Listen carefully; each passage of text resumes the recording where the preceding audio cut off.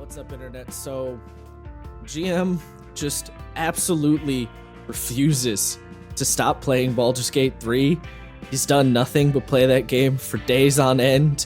He's abandoned us all. He says he doesn't need his players anymore because his true players are Lizelle, Shadowheart, and Astarion, and the rest of y'all can get lost and kick rocks. And also he can bang these players, so it's really just better all around. And that GM is me. Session is canceled. Somebody help. Oh, that was a turn I wasn't expecting. And that DM is me. Holy shit. I was like, okay, this sounds like someone's got an addiction. Correct. Correct. It's me. I'm the one who's addicted to Baldur's Gate 3. Jesus Christ. Fucking amazing. Did you see the fucking thing about the golem? No. So there's a way to beat the golem easily. The one I was stuck on? Yeah. Apparently everyone's getting stuck on it. You have to find something called the Forge Hammer, and you get an achievement for killing the golem without the Forge Hammer. And everyone's like, what the fuck are you talking about? No, this can't be real. What did I suffer for? Wait, what? No, no, that's not. What the fuck are you talking about? Yep, yo, type in Forge Hammer right now into Twitter, see what happens. What? Hold on. Do it. Baldur's Gate 3. We're about to watch a man's soul shatter. Wait, what? Wait. Huh? Yeah. I don't... Here it comes. Oh, no, they mean the environmental thing. Yeah, I knew about that. Oh, damn it. Oh, now I'm sad. Yeah, no, it's not a literal hammer. So there's a lever you can pull to drop like this massive pillar thing on his head, and it will do a shitload of damage and then knock him prone. So you can give him the bully beat down. That's what that is. I did know about that, actually. Yes, you can lure him, because the trick is when you if you're playing Baldur's Gate 3, here's a little tip for you. There's a big golem thingy. You're gonna fight about a smithy thing. When he gets hit by someone, he prioritizes that target, and he will only go after the last person who hit him. So what you do is you have one of your companions hit him from range, and then lure him towards the middle, and then drop the hammer thingy on him, and it does a bunch of damage, and it knocks him prone, and then you can give him the bully beatdown while he's knocked prone. Yeah.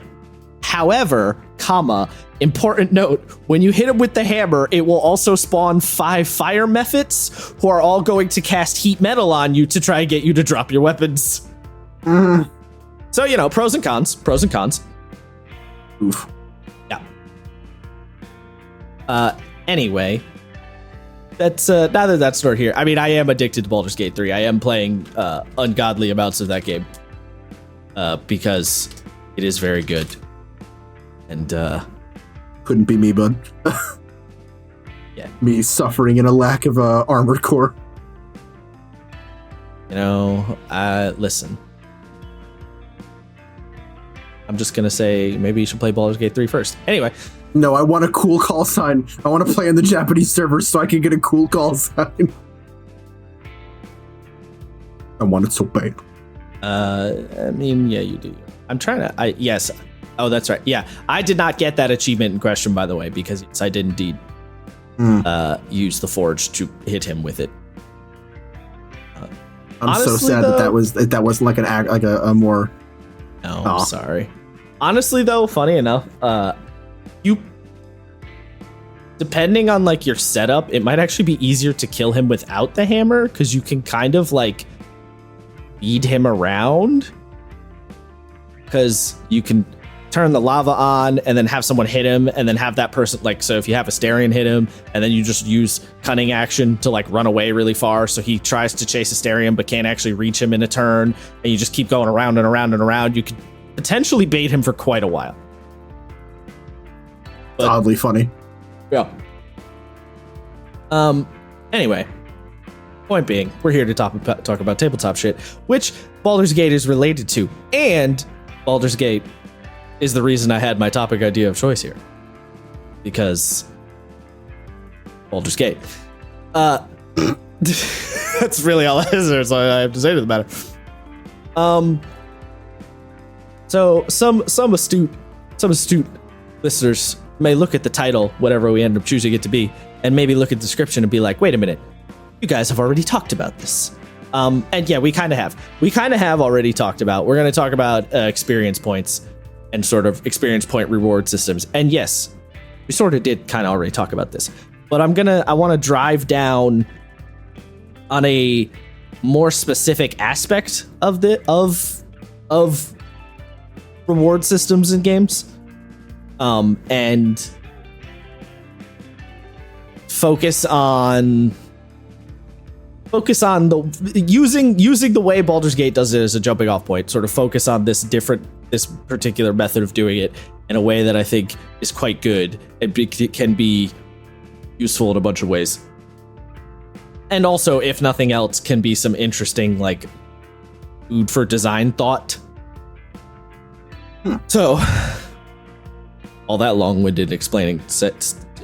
Yep, that sentence happened.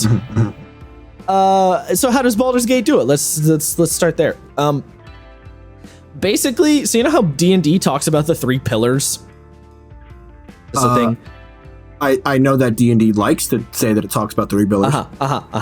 Can you give me the 3 pillars, I say? It is roleplay, exploration, combat. Yes, correct. So, Baldur's Gate basically, it uses uses XP as a video game RPG is wont to do, and it basically looked at the 3 pillars and just said, okay, what if we just give you XP for all 3 pillars? So, in Baldur's Gate, you will receive XP for killing things, solving like social dilemmas, like conflicts, and for discovering stuff. All 3 of those things will reward you XP. Also, you get XP for completing quests, which, as you might imagine, the XP you get from quests is the largest chunk of XP that you will get. So there's actually, Baldur's Gate will give you XP for the 3 pillars and plus 1 more. And, basically, I feel like this is a really, really good example of a system you could use in tabletop. It's obviously particularly for D&D, but I think it can work in lots of other systems too, because, experience is a pretty universal concept in most games, and it appears in some fashion. And, I think this is just a really good system to use, and a system I actually already sort of kind of use in my game right now, as you're aware, Isaiah. So I'm curious, what is this 4th pillar you're talking about? The 4th pillar is quest XP. Oh, my bad. Yeah. So like the 3 pillars are combat, social, and exploration. So you get those 3 for XP. The 4th one is quest. Complete the quest in whatever fashion. And the reason I kind of consider like questing as a fourth one is because you can complete a quest in kind of whatever way you want in Baldur's Gate, right? Like, and also obviously in tabletop games. So like, there is a situation you run into early on in the game where you have to help a group of like refugees, and you can help the refugees by going and finding their leader, or you have the option of like trying to take over as the leader yourself and sort of guiding them yourself. Or you could just brutally murder them all yourself, which will complete the quest because there's no refugees to help if they're all dead. Yeah, that's an option. You can kill them all. It's not going to be easy, but you definitely can do it. Or you can go to where the bad guys who they are hiding out from, the goblin camp, and talk to the goblins, and you could just side with the bad guys and then kill all the refugees. Which again, problem solved. So yeah, the reason I consider questing to be, the 4th pillar is because you can essentially solve it with any of the other pillars. You know what I mean? Like the other pillar, or should I say, utilizing the other 3 feeds into completing the quests. Ergo, it's kind of a 4th thing. Interesting. It is. That does seem kind of crazy when you think about the face of it, that it's like each quest has to be designed so that it can be solved from any of these three avenues. Did you play Divinity? Yes. Okay, yeah. Do you remember some of the crazy things you would like discover in that game? Like by accident, or you would try something and it would work, you know? Yeah, I very rarely in my favor, but yeah. What do you mean very rarely in your favor? For me, a lot of Divinity was like, I want to see if I can go try this thing out, and then it just explodes in my face. I'm like, oh, well, should have thought about that one actually. When you touch the head on the pike, and then it just perpetual explosions that can kill you and make you restart a 20-minute save, and you're like, wow, that was kind of on me, I guess. Yeah, I was gonna say a lot of this sounds like a you problem, skill issue, mate. What about skill? But it definitely was a me problem. Okay, well, none of that has to do with my point being is that like that freedom of options to solve problems, they have just expanded more and more and gotten even better at in Baldur's Gate, and that's just kind of what Larian does. So like, yeah, there's an insane number of ways you can complete all sorts of things. I mean, even down to the most basic, like if you just kill the NPC who gave you the quest will complete because there's no one to, complete the quest with, so it's done. And you just get XP for it, even if you just moidle them? I don't know how the XP works. I'm not playing as an evil piece of shit in the game, so I haven't just gone out of my way to rampantly murder people, so I don't actually know. I'm playing Zigzax, who is the mighty hero of Elturel, so I can't be evil. That'd be fucked up. I see. The protector of Avernus and savior of Elturel would never do such things. All right, so yeah, I don't actually know, but like there's been multiple times where the game has been like, you want to just team up with the bad guys instead? Like multiple times. Or there's been situations where you could just be like, you know what, fuck it, kill everybody. Like it's crazy. And also you have to take into account that they have to plan and design around the situation enough that if you decided to be a rampant sociopath, you still have to be able to beat the game somehow. Which, oh yeah, can you like asshole your way into a fail state? No. That's kind of crazy. Yeah. No, you literally can't. That was one of the things that I was watching a podcast that I watch quite often, and they had Sven, the director, on, and he was like, yeah, basically the hardest thing to design for, like the hardest thing for the designers to deal with is the fact that you have to be given all of this freedom and you have to be able to complete the game. Like you can't screw yourself out of winning. So they had to design for like an absurd number of contingencies in order to make sure that you eventually will complete it. That's fucking crazy.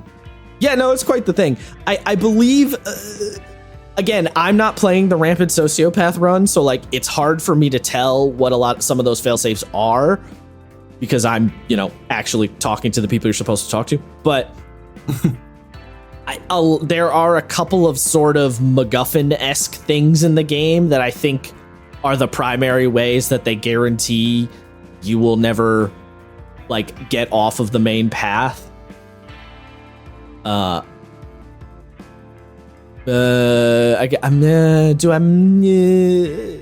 this a spoiler? I have to think about this. Okay, so you know about the tadpole thing? Yeah. Okay, the tadpole in your brain thing is a MacGuffin that I think basically guarantees you cannot ever fail-safe yourself. Like I think the tadpole in the brain is one of the biggest fail-safes. I'm not going to explain. I'm not going to say why, but yeah. I was going to say, can you actually fail state that? Is that like a time limit? No. But again, I'm not going to say why. But yeah, no, you can't fail safe. You can't fail state the tadpole. There's a multitude of things. There's so much shit going on, and like again, I don't want to spoil or anything. So, but yeah, no. Tadpole is, I think, one of the main ways they guarantee that you will be able to beat the game. Is it because it gives you like weird psionic mind controlling powers, or? It does a lot of stuff. Again, I don't want to get into it because not just for you, but for other people, like anyone listening, I don't want to get into it. Fair enough. It does a lot. There's a lot of shit going on. So yeah. Anyway, I mean, if you want to know more, I can tell you like once we're done recording. It's this thing where it's like, I don't know. I was like, no spoilers, Baldur's Gate. But now I'm like, I don't know when the fuck I'm gonna have a chance to play the game. So shit. Fair. I mean, yeah, if you want me to explain more, I can explain more once we're done recording. But for the sake of anyone listening, I don't want to just, seeing as how they don't have consent. They don't have consent in this relationship. No, you just state spoiler warning, and then you say some wild shit, and then you just like sit in silence for a second, give it like 2 minutes, and then actually say the spoiler just to fuck people. That is violent and evil, and I will do no such thing. Jesus Christ. Okay, anyway. So that was our 15-minute spiel about Baldur's Gate. Baldur's Gate 3, very good game. If you don't have a D&D group, just go play Baldur's Gate 3. Problem solved.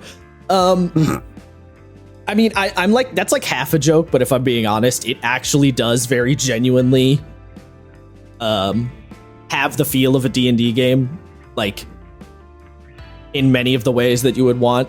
Obviously there's many different types of D&D games, but it has the very classical fantasy superhero 5e style of feel to it. Like it genuinely gives you that impression in a lot of ways. In the same way that I think Divinity did the same thing. It's just Baldur's Gate is using the D&D IP, so it feels like that even more so, Anyway. I mean, it's really unfortunate for me with Divinity is that I really, really, really want to beat Divinity, but I cannot be fucked to start a new save on that fucking prison island again. I just can't. Oh yeah, the island. I just refuse. Me and Sam started that game like 3 or 4 times, so it doesn't faze me. I did one run by myself, one run with Gennaro, and I think I did another run with someone else. You just gotta do what you said. You gotta schedule it like a D&D game and say, all right, every day once per week, me and X person play Divinity. That's how you gotta do it. Yeah, I figure. That's the only way. That's the only way with these fucking CRPG. It is. Yeah. So bad. Anyway. Good job that you did better, Larian, because bruh. No, yeah, the opening of Baldur's Gate 3. I think Baldur's Gate 3 kicks off much faster and much more interestingly than Divinity does. Divinity 2. Actually, Divinity 1 and 2 both had really weak openings. I'm pretty sure Divinity is on sale on Steam right now for like $1. I wouldn't be surprised. Me and Sam almost beat the first. Got pretty far. This has been a series of what? I know. So don't worry, we're gonna go on another tangent because I thought it was really funny. God damn it. So there's in Armored Core, there's an AI called Allmind that like speaks to you. It's like the tutorial AI. But it's like a character in game, and as you go through the game, Allmind will start giving you parts for like her own Armored Core suit. And the joke around the community has been like, how is Allmind paying for this? And it's just the AI itself making like anime figurines of itself because it's like a sexy anime lady. And she's like, don't worry guys, we're getting funding. And it's your character and the other dude that Rusty, being like, I like it. Is this off-putting? Is this weird? I think this is weird. This might be a problem. That's a good headcanon. I like that. Yeah, no, dude, this is fantastic.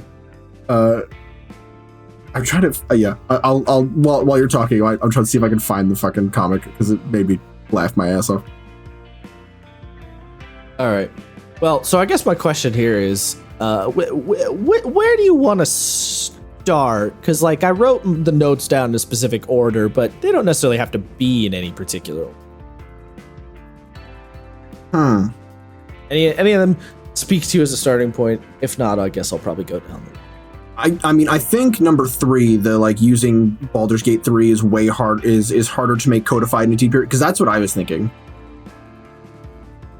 Oh, okay. Yeah, I mean, okay. So like that's as I was yeah, I read this beforehand, but as you were like talking about the first point, that was the exact thought in my head, being like, this would be fucking not impossible, really annoying to pull off in an actual TTRPG. Of like, well, they didn't do it. It like, I'm trying to think.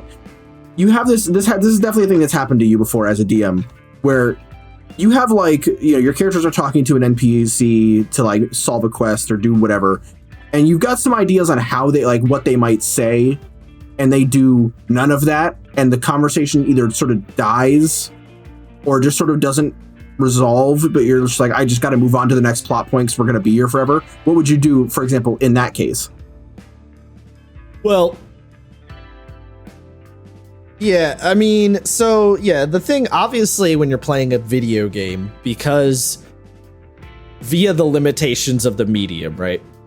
Now, I always say, and I have said for all eternity, and say this for all sorts of examples, use the strength of the medium you are in, and don't try and do the strength of another medium in yours, right? So, you know, to give you this is a tangential example, but I will come back around. If in a book, it is very common to get long paragraphs or pages sometimes of what a character is thinking about and what's going on in their head, you know, whether they be the main character or whoever the current POV character is. It's pretty standard to have long stretches of just hearing what's going on in their head, what they're thinking about things. Doing that in a movie, however, is often awkward and obnoxious, or just plain weird, right? Like, it is often kind of weird. So it's Baki. Yeah, I mean, yeah, that's, yeah, yeah. You know, it's one of those things where it's like, if you're watching a movie and a character sits down in a chair and then just monologues in their own head for 10 minutes and doesn't do anything else, you'd be like, what the fuck is going on? But in a book, you like, that's pretty normal. Like, it doesn't feel, it wouldn't feel as long because you're reading it, but like, you know, that's a pretty standard thing. So that's one of those examples of like using the strength of the medium you have. Video games have the benefit of, because of how the medium that they're made in, you know, there's a certain degree of the game has limitations. The designers could not possibly design every single thought you as a human being could ever have about how to tackle something. It's just impossible for obvious reasons. So what that means is that on a video game side, the video game side of things, you know, there's a certain number of possibilities the player is going to interact with, and you can reward them for, like, let's say you're playing Baldur's Gate, you need to get into this dungeon, you have like 4 different options: convince the guard, break in, or like kill everyone in sight and then steal the keys off of the dead body or whatever. The designers can go, okay, we know those 3 options are the only ways you're going to be able to do this. You know, we've planned out there in Baldur's Gate. Honestly, there'll probably be way more options than that, but you know, for the sake of explaining, we will give the player XP if they break in, kill everyone, or convince the guard. We'll give them XP for those 3 options. It will be the same amount of XP for those 3 options. That's how we're going to handle it. And then and then you can sort of expand that out and potentially make contingencies of like, well, if they do this one and if they do this thing and this thing, we'll give them the XP in a slightly different like drip feed than if they did this and then this. You know, you can sort of plan out the flowchart. But in a tabletop, you have unlimited ultimate power of your human neurons firing in your brain. So you say, well, these are the things I expect the players to do, and they don't end up doing any of it, but you go, yeah, but they still solve the problem. You just give them XP as if they had done one of the other things you had thought of. You know, that's like the most easy, like that's the easiest way to go about it, because you can react on the fly as a human being with a human brain. You just say, okay, well, I'll just take this and give it to them now, or move that chunk of XP elsewhere and then also add on top of it. So for example, okay, well, they didn't do what I was going to expect to get into the dungeon, so I'm not going to give the XP for breaking into the dungeon. But what I will do is add XP on top. I'm going to add a little side objective on the back end of the dungeon that will add that XP they missed on top. Right? Like you could just move it around, or again, just reward it to them, even though they didn't necessarily go about the way you were expecting. Like basically your ability to go on the fly is your biggest strength in a tabletop game for kind of everything, honestly. Like a lot of tabletop design, I think some of the best tabletop design can lean in on the fact that here is what the designer suggests. Here are the ways that you can go beyond what the designer is suggesting or what the designer thought of. You know, so it will be harder to decide how to adjudicate that XP because your players can do all sorts of wacky woohoo things in a tabletop game, which is true. But you have ultimate control over how you adjudicate that XP, and you have that ultimate control basically 100% on the fly. You know, you could, like, whenever you need, you can whip it out. Like, you could just say to your players, everybody gets 100 XP for waking up this morning. And, like, you could just do that. You know? Mm-hmm. So, to use the Baldur's Gate example, obviously right now, 5e, you know, because 5e is the main thing I'm thinking about this through the lens of. Again, it can apply to other games, but because Baldur's Gate is based on D&D and because D&D, the topic of XP comes up all the time, that's the main lens I'm looking at this currently through. So the game already gives you XP for fighting rules as written. Technically, rules as written, that's the only thing you get XP for. So that base is covered nice and easy, right? Social and exploration XP, those become a little bit harder to adjudicate, and the numbers and amounts, like, I think the hardest part about it is trying to figure out how much XP to give, right? What number you want. But personally, I think the best way to handle that is just to decide how you want to pace your game out. So if you want the game to go faster, then give more XP for something like a social interaction. And if you want the game to go slower, give less. And don't necessarily worry about each individual example. Just look at the overall pacing. So for example, if I want my game to be quicker, I might look at it and go, all right, they need 300 XP to get to level 2. They're going to fight some goblins, and they're going to have a social interaction. And I want them to level up by the end of this. The goblins are not enough XP, so I will simply give them 150 XP for completing the social interaction. That guarantees, or almost guarantees, they will level up at the end. You know what I mean? Like, Just look at how you want to pace it out and don't necessarily worry on an individual basis. And then exploration XP, I think you could do pretty much the same thing and just adjust the dial as needed, more or less the same way. You know what I was thinking of? You know what does this system weirdly well, despite it not being a TTRPG? What? 14. What sense? So you get experience for completing quests and talking to people, right? Like a lot of the game is dialogue, and that is a way that you get XP, which I get, it's both completing a quest and doing the role play.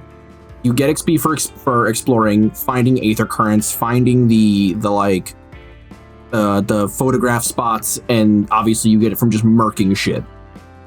So it does have like this weird, that game does have that balance, weirdly enough. A lot of MMOs do that, actually. It's pretty common for MMOs to have that system. Interesting. Do you think that has some sort of like, I mean, it has to, right? Because MMOs are just, they're role-playing games for multiple people, right? Like that has to be the original conceit, but like... Absolutely, yeah. Do you think that maybe Baldur's Gate is playing on some sort of like reverse backwards engineering from something like 14? No, I think Baldur's Gate is pulling from the ancient texts. I think Baldur's Gate is pulling from the ancient days of the earliest tabletop stuff and earliest video games, because this is what CRPGs used to do back in the day too. Like when Baldur's Gate 1 came out, like same ideas were being done, because it just makes sense to, so what this comes down to, I've said this before, and I'll say it again, and I'll say it until my lungs give out.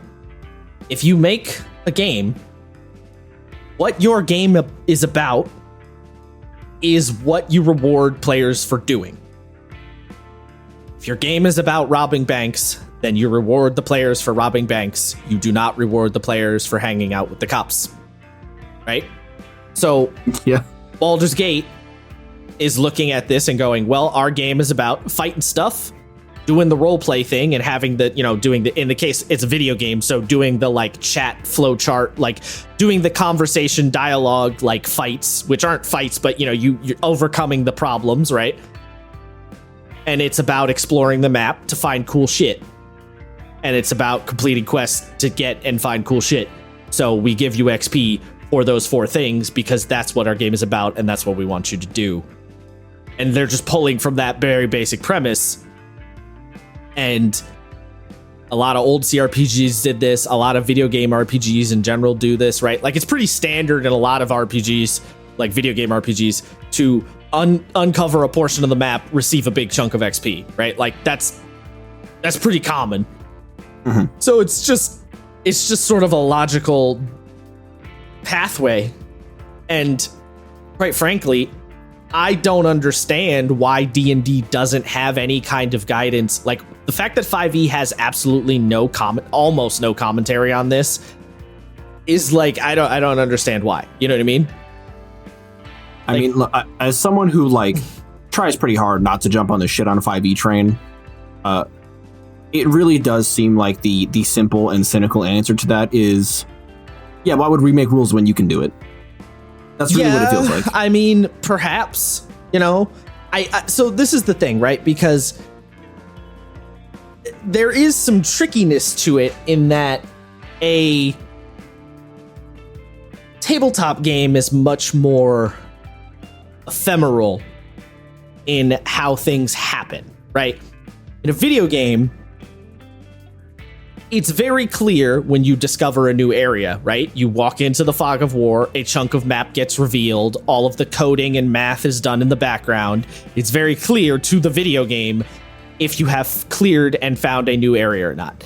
It's very clear to a video game if you have chosen the correct dialogue options to overcome the dialogue conflict, because, again, all the coding goes on in the background. It is very clear to the video game when you have killed the thing. Tabletop games, it's also very clear when you complete the quest because it's a binary done or not done. Tabletop games are a lot more ephemeral in that it can not always be 100% clear. It's like, okay, we killed the monster. That's a pretty easy one. What if we beat the monster and then knock him out and then tie him up?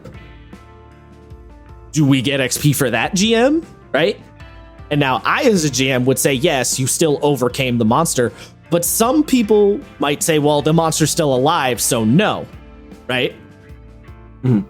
Okay, that's one like ephemeral. And then it's like the GM says you need to deal with the tensions between the two warring, there's these 2 clans on either side of the river that are having like land disputes. You need to somehow diffuse the tension between them. And then, the players go, all right, let's say the players are horrible dickheads. And the players say, we'll just dam the river and cut off all the water. At which point the GM goes, and then the players go, do we get XP for that, GM? And the GM goes, well, that does sort of solve the social conflict problem, but not at all in the way I was thinking. So maybe I give you XP for that, right? And then the map one, the map one is clear. A lot of GMs do not have a world map to walk around and discover, right? So it's pretty hard to adjudicate that.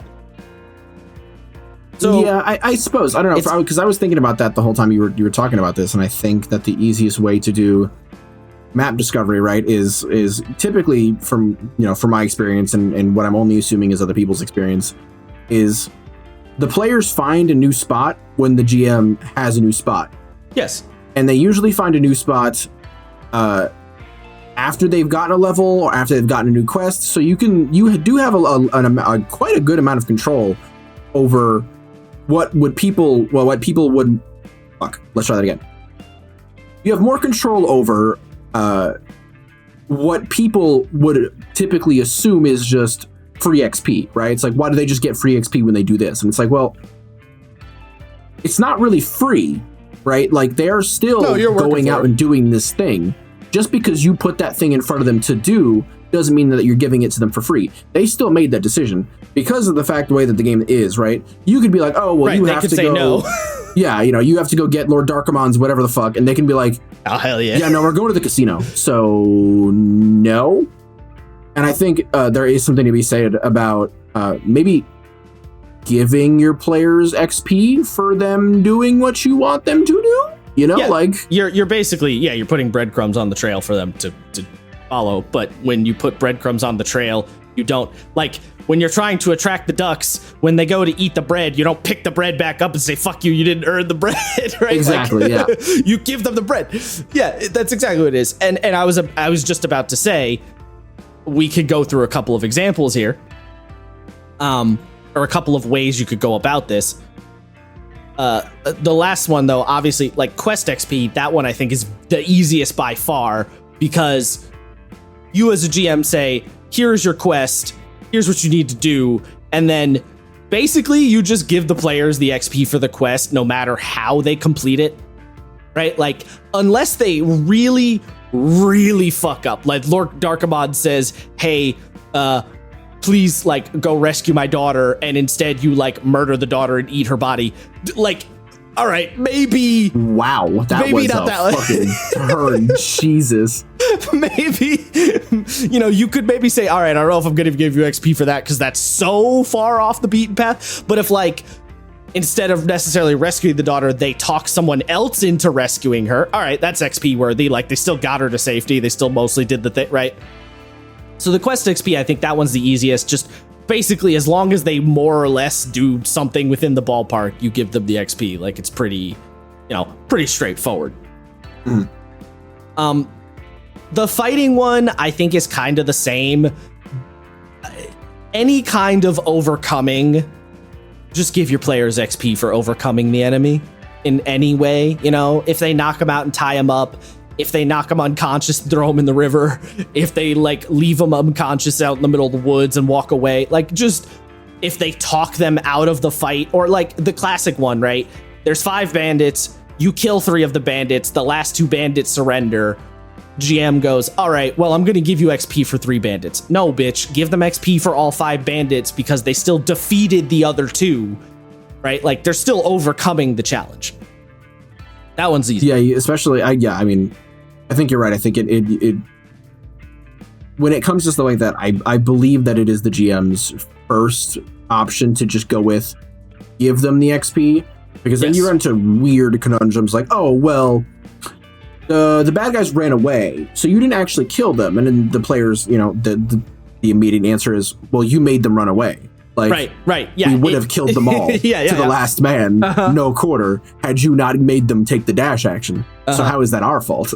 Yeah, that's the thing, right? It can start getting into a weird, like... Your players look at them and go, they're out of no survivors. Just start murdering them. Yeah, no, it's true. Like, you can get into these weird, like, not edge cases, but like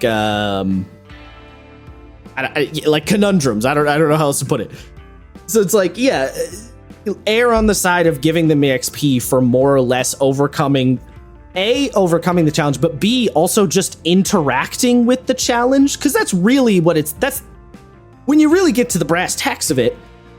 You're giving them the XP. If you want to be you want to get like weird, like soulless scientists studying rats on this, right? Oh, Yeah, you want to really dive into it?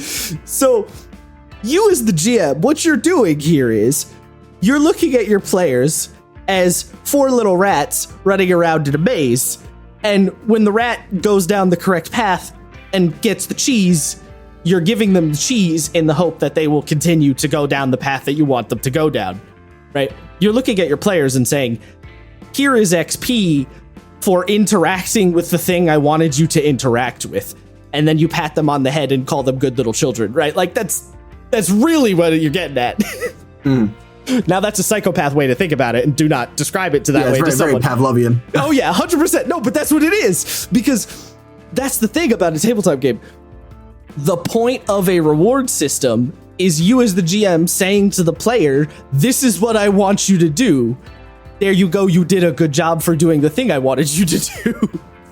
So, I mean, what were we literally saying last episode? Gaslight your players, like yeah, a little bit. Yeah, it's maybe a little bit. Maybe that's what I'm saying. A little bit. This reinforces the point. Gaslight your players.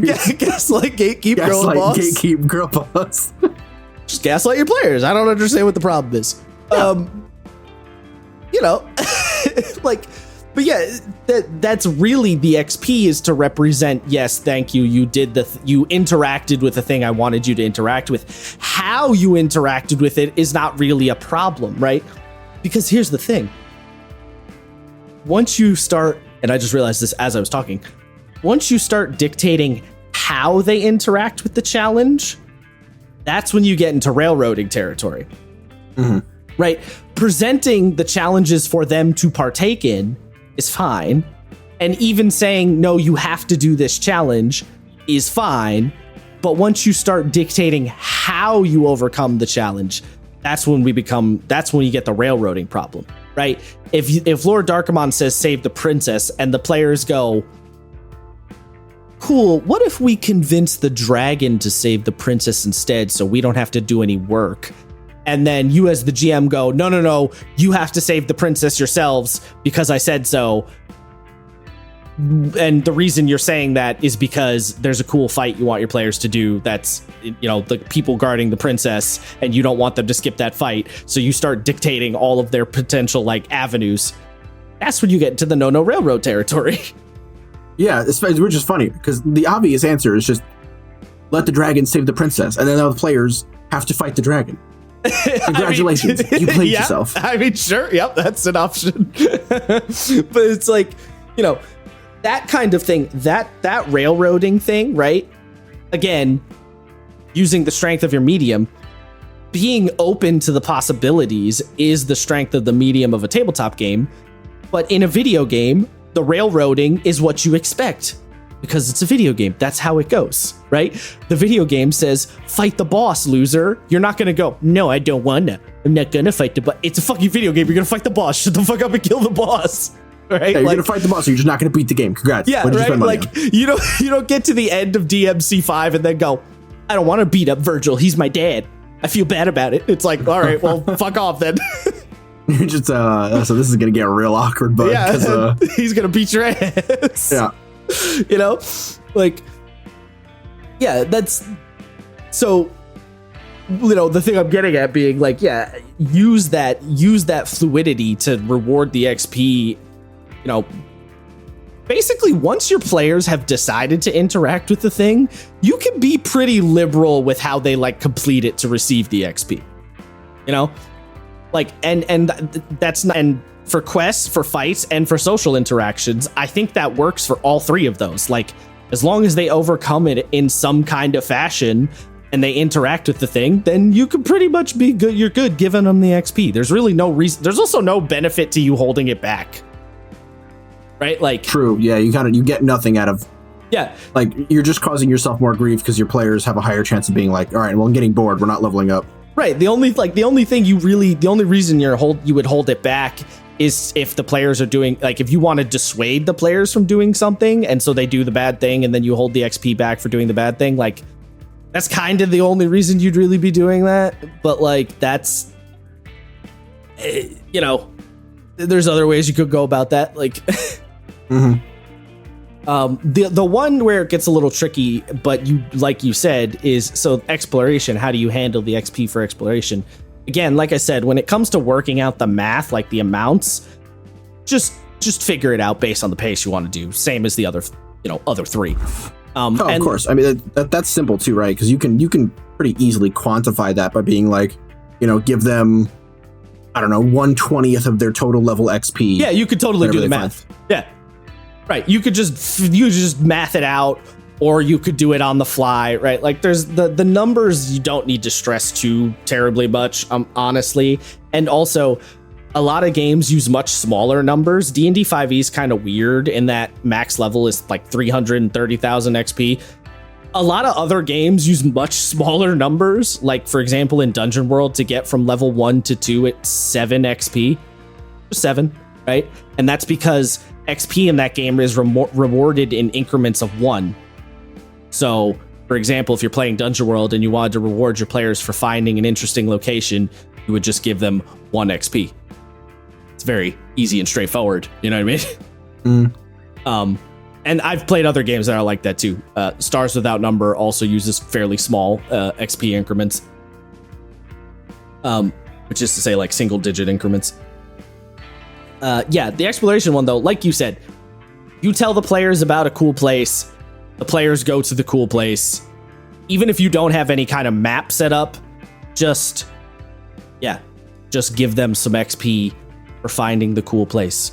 Or if you maybe don't want to give them the XP immediately, wrap the exploratory XP up into the overall quest XP. So like, all right, if they complete the quest, they'll get 5,000 XP, but I'll slap another 1,000 XP on for discovering this area and sort of writing down some notes related to the area.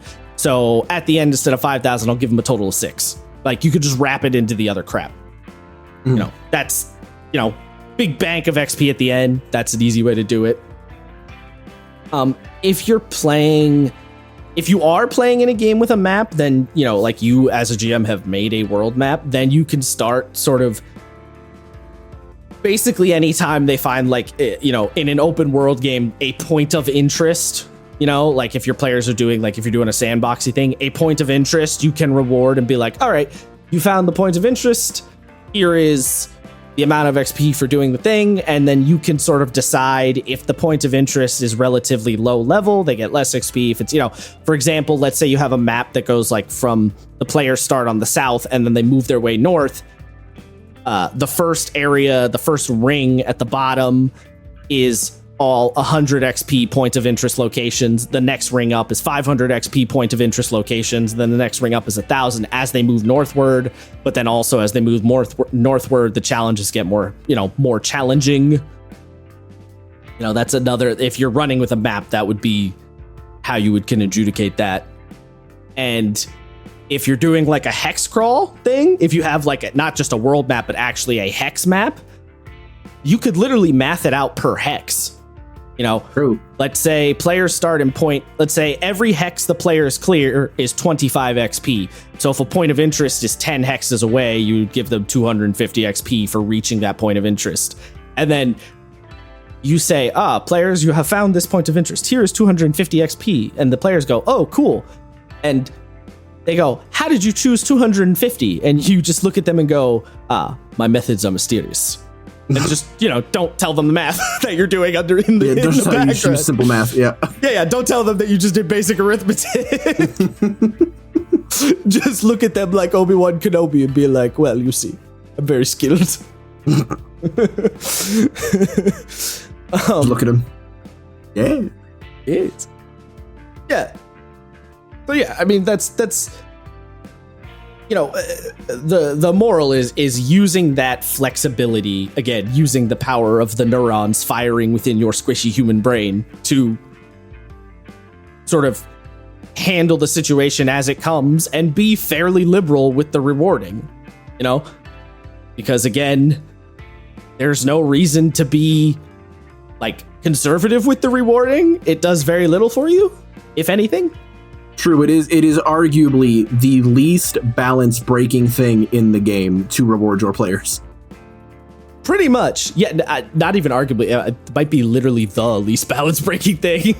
Well, right. you can just, unless one of your players is me, you can just reward them in 10-pound sacks of flour. But then again, if it's me, then congratulations, you just ended your campaign. That is an incredibly niche and strange corner case, but I mean, sure, I fucking guess. Honest, not pray for the person that I'm the player for, who's like, you find 20 10-pound sacks of flour. I just sit there and go, excellent. World domination is mine. It's time to destroy the city. The water deep you said is the going final boss down. is a blue dragon? It's a shame it's not a red one. All right. So let's. I want to address, because some people may be hearing some of this, and so Quest XP, right? Quest XP is your players complete a big long quest that took them 4 sessions, and you reward them a big, girthy, fat, loiny, meaty, warm chunk of XP. Is there something you want to tell us about? No. You missed Pride Month by 2 months, I'm good. So I think you might be a little behind times. But you reward them a flour sack's worth of XP. You can fit so much XP in this 10-pound flour sack. Slaps flour sack. Fucking it. So I'm gonna do that at some point. Here you guys go. A lifetime supply of flour. They're just gonna look at me like, what? What the fuck? No. So, yeah. Anyway, so Quest XP is a big chunk of XP you reward to your players for doing, completing the quest that took them 4 sessions or whatever. And generally, the way I handle it in my game is at least in the earlier levels, not so much now that we're late game. It slows down a bit, but in the early levels, when you guys were completing a quest, it was basically a guaranteed level up, right? Or close to it. Because I would just reward you guys huge chunks of XP because you've been doing a thing for however many sessions, and then you finally complete it. Here you go, big fat reward. So someone might hear that and go, well, hold on now a minute, governor. Isn't that just milestone with more steps? At which point I say, well, yes, but actually no. Okay, please do tell. Yes. So if you reward the quest XP to someone, now again, this is only talking about the quest XP, right? If you're doing it the Baldur's Gate style, you also have the 3 other avenues of XP they'd be potentially getting, which could also give them the ability to level up while they're doing the quest, which is a factor. That's totally, that changes the vibe a little bit. If you're doing pure milestone, where, you complete an arc and then you get a level up, all right, my players are level 5, they're going to be level 5 until they complete this dungeon. Whereas if you're doing the XP with all 4 pillars, they could potentially, depending on how the math works out, level up in the dungeon, which could maybe change things a little bit. But also, let me tell you a little secret. If you're running a dungeon and your players are level 5, and then they level up to level 6 halfway through the dungeon, and then the boss fight is easier because they're level 6 instead of level 5, they're going to feel really awesome and cool, and they're going to like that a lot. Just going to throw that one out there. Because Isaiah, you can't tell me that when you saw your number go from 17 to 19, you didn't get a little hard. We'll say a little more than one. You know what I'm saying? A little more than one. So, if you give that drip feed to your players and the players capitalize on it, they will often feel like, this is pretty cool. I like that I was able, because if you think about it again in the video game context, you can, if you're playing Elden Ring and you go, well, I can't beat this boss. I'm going to go somewhere else and go, beat up some other losers who I can beat. And then I'll come back to you in 10 levels. And then you come back to that boss with a new, bigger sword and you slap the shit out of him. And you're like, hell yeah, brother, I'm God tier. Players like doing that shit. So if you do it in a tabletop, your players are going to like doing that. They're going to have a good old grand old time. But so if you're only giving the big chunks of XP at the end of like adventure arcs, then yes, you are effectively just basically doing milestone. So here's what I recommend: break it up more. Now you might say, maybe you, Isaiah, maybe somebody else, why bother breaking it up more? Well, I'm so glad you asked.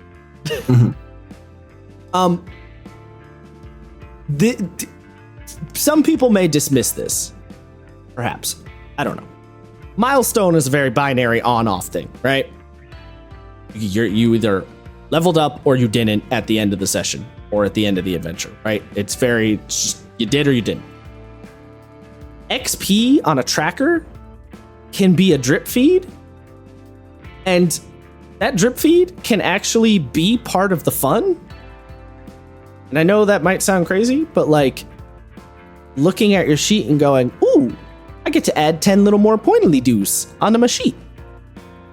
It can be fun to see that you are making some form of progress every single session, even if it's only small bits of progress or it's incremental bits of progress. I almost dropped my glass.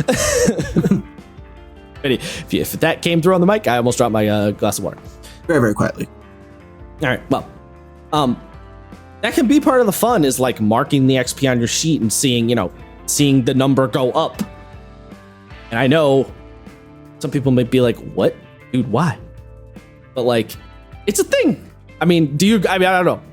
Are you on the same page as me, Isaiah? Oh no, I genuinely struggle to see who wouldn't find that like appealing, because it literally, there is something about number go bigger that everyone likes. Yeah, that's what I mean. Especially if it's not like, if you're like, oh yeah, if you had pre-Endwalker 14 numbers where it's like, oh boy, I just got 200 XP out of 27 million. Oh, okay. Well then, versus, I got 200 out of 1,000. You're like, oh, yeah, I'm making it, baby. Right. It's a thing. Like, I know a lot of people might want to dismiss the like impact of something like that, but it like totally can matter. And now someone might say like, okay, but if I'm only giving them XP at the end of a quest, then what's the difference? Well, you could break the quest up. Perhaps the quest has a halfway point and you give them some XP at the halfway point. Right? Or perhaps the quest is 3 disparate objectives that need to be completed, need to all be eventually completed, but in whatever order and whatever method. So the players could go ABC, or they could go CBA, or they could go BAC, right? And each time they hit one of those 3, give them XP for each little one, which is another way to sort of like, again, entice, reward, give them a pat on the head for doing the thing you wanted them to do, right? All that stuff. And the way I wrote it in my notes is, using XP points gives you as a GM more dials and knobs to control, as opposed to a milestone thing, which is just you did it or you didn't do it, right? That's a binary. By using XP points, you can adjust, and you can also curtail. Like, you can for example, you can guide players in a specific direction if, I'm trying to think of an example on the fly. My brain is like, it's like, if you want the players to go down a specific path, if they go down path B, you don't reward them. And if they go down path A, you do reward them. You could sort of guide their behavior, or tell them, yes, you are going in the correct direction, or yes, for example, if they need to investigate a mystery, right? Because a lot of people love to do mysteries in their games, despite D&D not being a game about mysteries, but people love to do it, If you give them XP for talking to the farmer, then the players go, oh, wait. Oh, so we were supposed to talk to the farmer? That's the correct person? And you as the GM go, yes, here's some XP. Then the players go, okay. Now we have a thread to follow. Now we know where to go. And you as the GM, you did not give up any information, but you're guiding them, right? You're guiding them from a distance by saying like, yes, that is one of the people you should have talked to. Here's some reward. And the players go, okay, we got a small chunk of XP for talking to the farmer. I bet if we talk to the farmer's wife, we may potentially get another chunk of XP. And I would like that very much. So to specify, when you say XP points rather than like typical XP, I'm assuming you're making a distinction in the like dungeon rolled 10 points of XP. No, I'm not. No, whatever point system that your game uses doesn't matter. Well, I was thinking like, because I feel like you can do that with milestones, but you sort of, what you were saying, right? Is you sort of make the milestones incremental.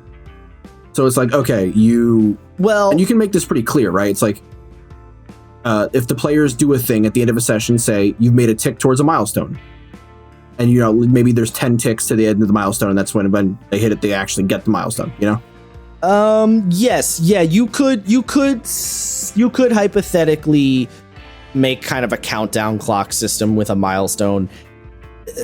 That's not generally when I hear people talk about doing milestone level ups, they generally are just my players hit a certain point, I give them a level. Like that's pretty much the only way I've ever heard anyone talk about doing it. So that's mostly what I'm talking about. You could maybe try to granulate milestone. The thing is if you're granulating milestone, I don't see that. The reason people do milestone is to not have to track any sort of granular numbers, right? That's usually why GMs don't want to do it, is because they're like, well, tracking XP hard. It's not, but whatever. I'm going to stick as Matt would say, I'm going to stick my head in the sand on that one. It's not that hard to write a number down on a sheet. Anyway.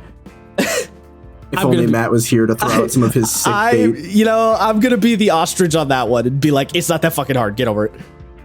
50 plus 50 is 100. 100 plus 250 is 350. It's not that hard. Anyway.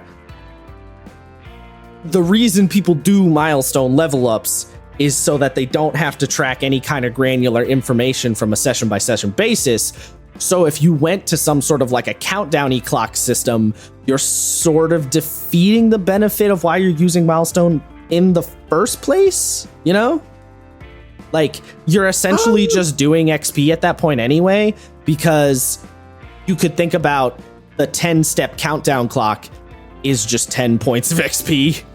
Right? Yes, like you're going back to the XP system at the end of the day. You are, hear me out, right? You sort of are no matter what. Milestone at the end of the day is, if you think about it, a just binary XP, right?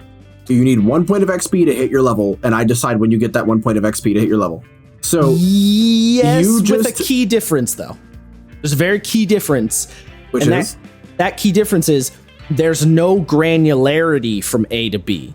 You go from A to B in a jump, but there's no granularity of tracking from A to B, right? You're not writing any information down between point A and B. You just know once the players get to B, they receive that 1 point of XP. But you're not doing anything in the middle there. Whereas an XP tracker, the implication here is you're doing stuff in the middle. You're tracking, again, using the Baldur's Gate 4 pillars thing, you're tracking who they kill, who they talk to, and what they explore, right? You're sort of doing stuff in between. That's the key difference. And that's kind of what I'm saying, right? Is you can inject some of the granularity into milestone to equal out the same effect that you want. No, you can. I'm just saying a lot of people, I think, the people who are doing milestone would probably say, I don't want to do that. The whole reason I'm doing milestone is so I can ignore that granularity. Like they don't want to deal with it.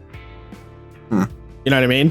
That's the main reason. As far as I can tell, that's pretty much always the argument I've heard is like, I don't want to track anything, so I'm just going to give it to them whenever I give it to them. And that's just the yay or nay, on or off. They receive the 1 point of XP. And if you make it a countdown clock or you call it points of XP, it's the same thing. It's a granular set of numbers that you are tracking from point A to point B. Because a countdown clock with 10 steps is essentially an XP tracker with 10 points of XP. Like it's the same idea. You're doing the same thing.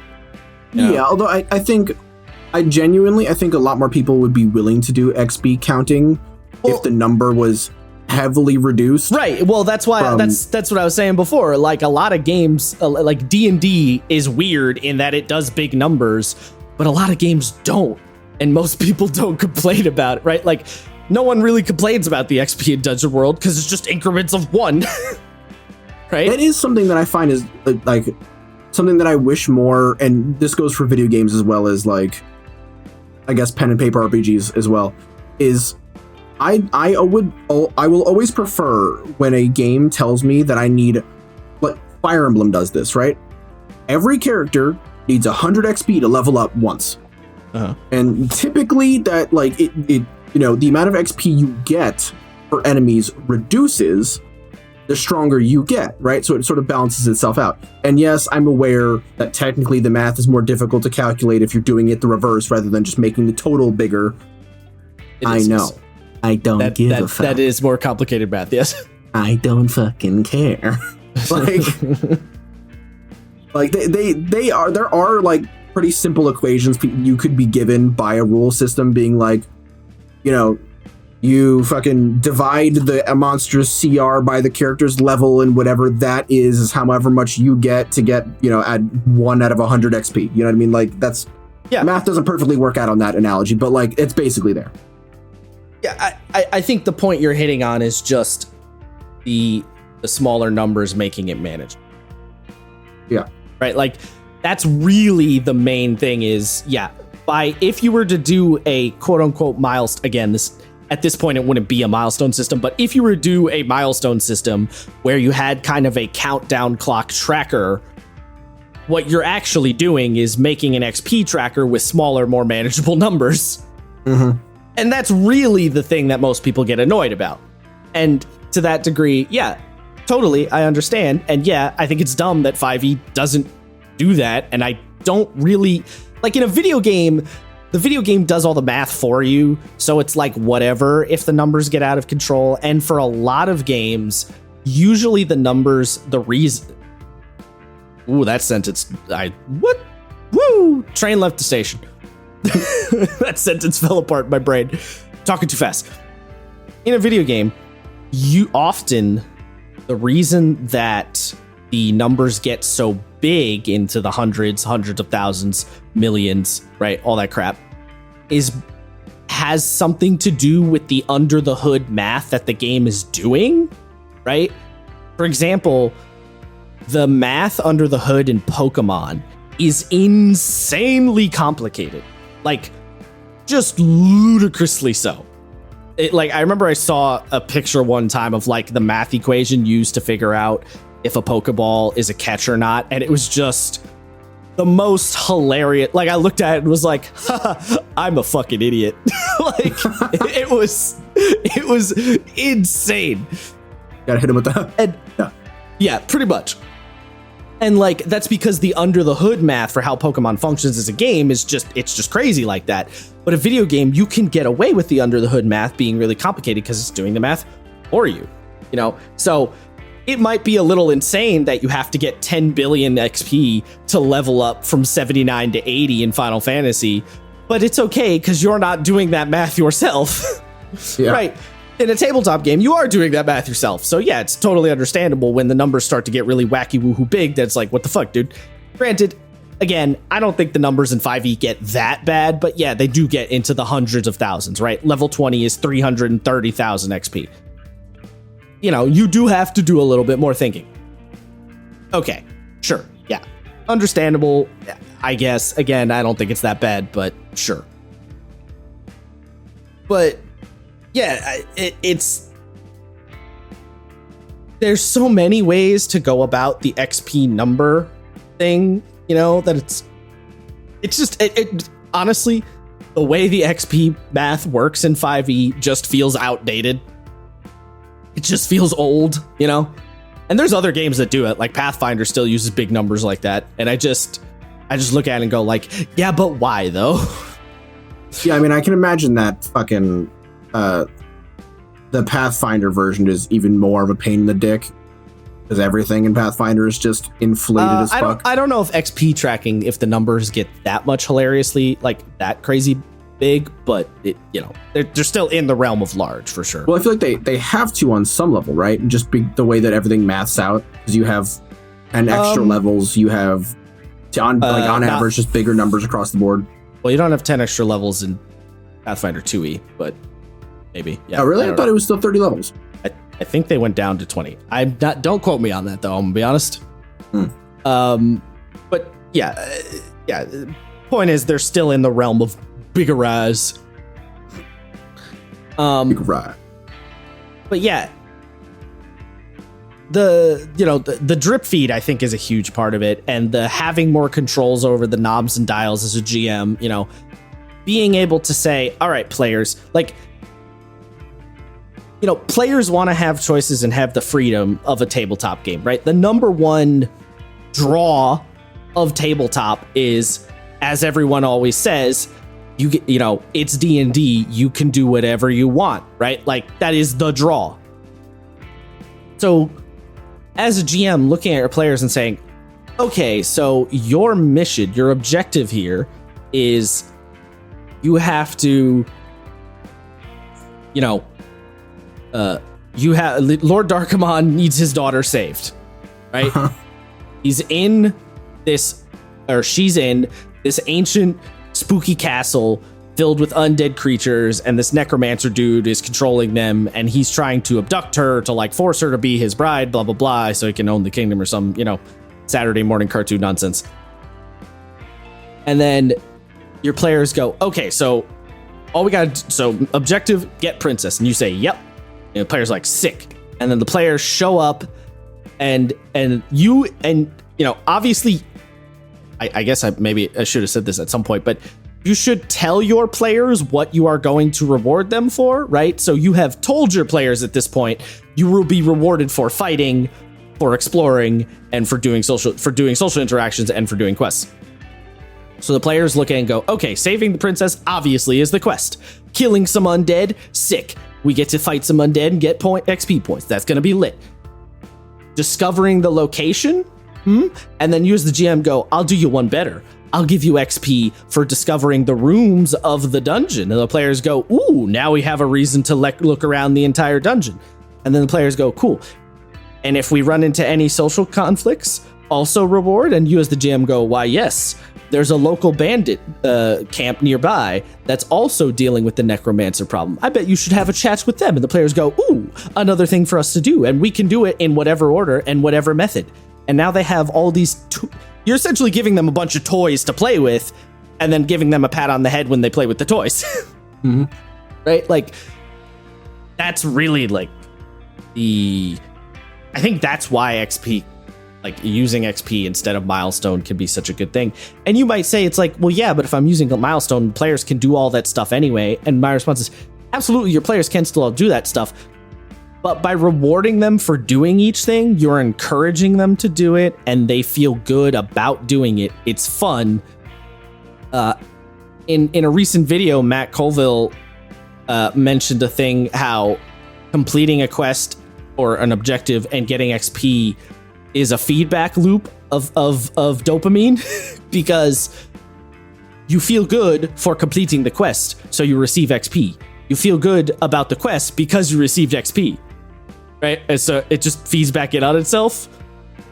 It's I am happy we completed quest, and so we got XP. I am happy we got XP because we completed quest. And it's just a circle feedback loop of dopamine, right? So by spreading out all these little XP nuggets, you're just extending the feedback loop of happy feel-good chemicals in a wider array of things, as opposed to just save the princess in whatever method. And again, not saying there's anything wrong, but I'm just saying, basically what I'm saying is, if you're the GM who preps a lot of shit and then you get really mad that your players ignore everything you prepped, if you put breadcrumbs of XP in front of all the things you prepped, they are much less likely to ignore all the things you prepped. That's really what I'm getting, you know what I mean? Yeah.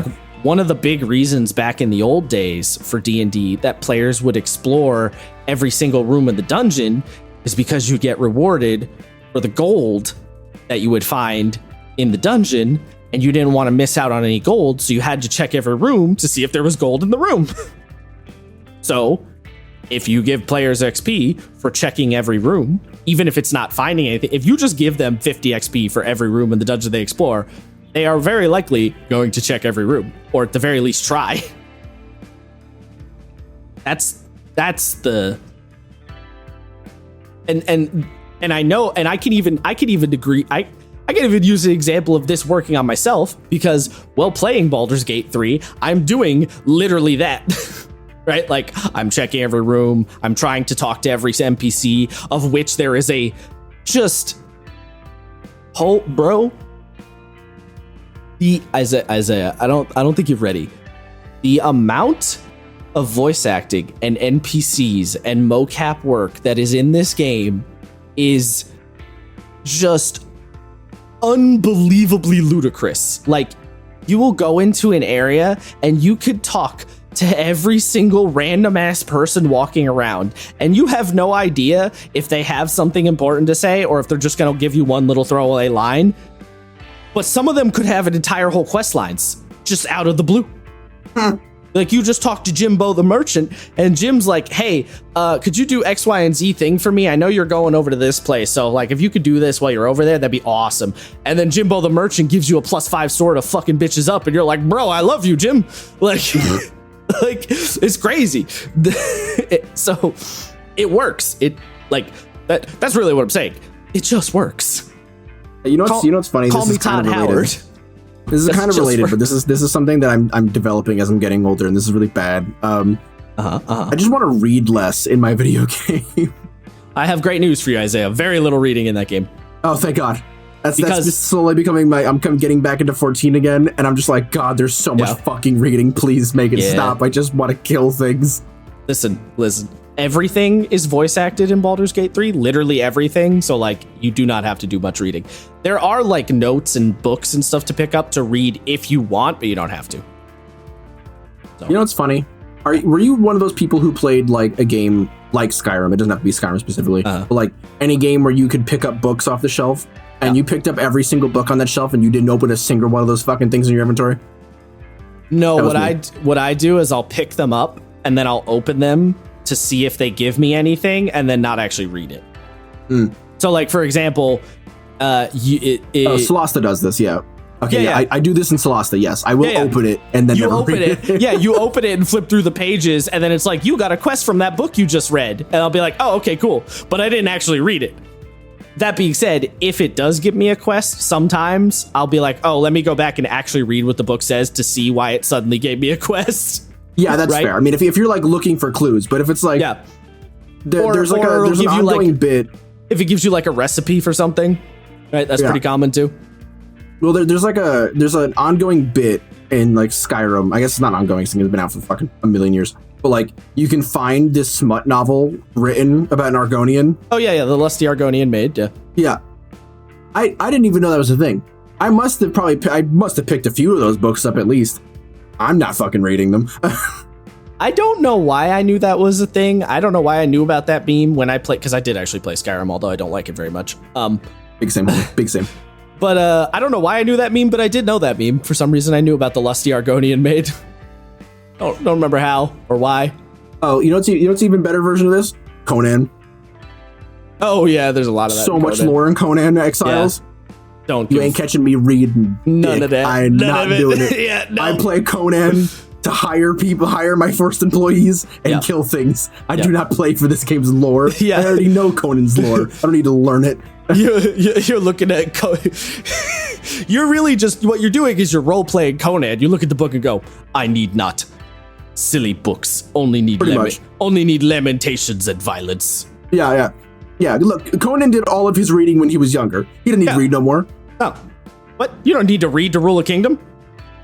Fuck, who needs reading? All you need is to kill. Yeah, you just kill, steal gold, and like get bitches in there somewhere. I don't know. But yes, very, very little. You do not need to read to get the story of Baldur's Gate 3. Do not worry, friend. Thank God. There was a bit in 14. It's right after Y'shtola strategically offs herself again. She just commits strategic sewer slide. Spoilers. It's fine. Look, there's so much context required for that statement that it's fine. That's true. And there's the whole thing with Ranji, and it's like 15 minutes of dialogue boxes. And I just put my head down after a while. And I was just like, I just want to know how she did that again. And I want to know why she's not getting punished for pulling this off. I hate that this is a strat that she can just use. Yeah. You know what? I'm tired of this shit. I'm killing myself. I'll see y'all in 2 hours. I mean, you know, I will say, yes, 14 does have a pretty hefty amount of reading. I accept it in 14 because I'm just really invested in the story of 14. So I just put up with it basically. It's fun. You know, it's funny though, because I read novels like all the time. But yeah, I don't. For some reason, in video games, there does get like a certain like critical mass where I'm like, I just don't want to read anymore. I don't know. Yeah, I don't know what the difference is. My crackpot theory, right, is that the reason why this is a thing is because a novel you interact with on a very surface level, right? Like you experience everything going on, but even if the book is from a first-person perspective, you're still a third person looking in. Whereas in a video game, you are literally interacting with it. So you're going, well, all this reading stuff is cool, but this is all surface level. I want to literally interact with the thing. Interesting theory. I had not considered that. Maybe onto something. I would have to sit down and think about it. But yeah, maybe. Yo, let me tell you, the amount of people in my family who are like, no, I can't play video games. Like, why? It's because I'd rather just watch a show. And it's like, what? Yeah. I don't understand.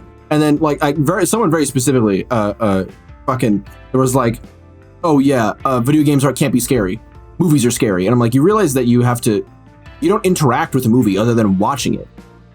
You have to literally interact with the game. You're the dipshit making the dumb decision. Most people who play video games agree that video games are scarier, pretty much without fail.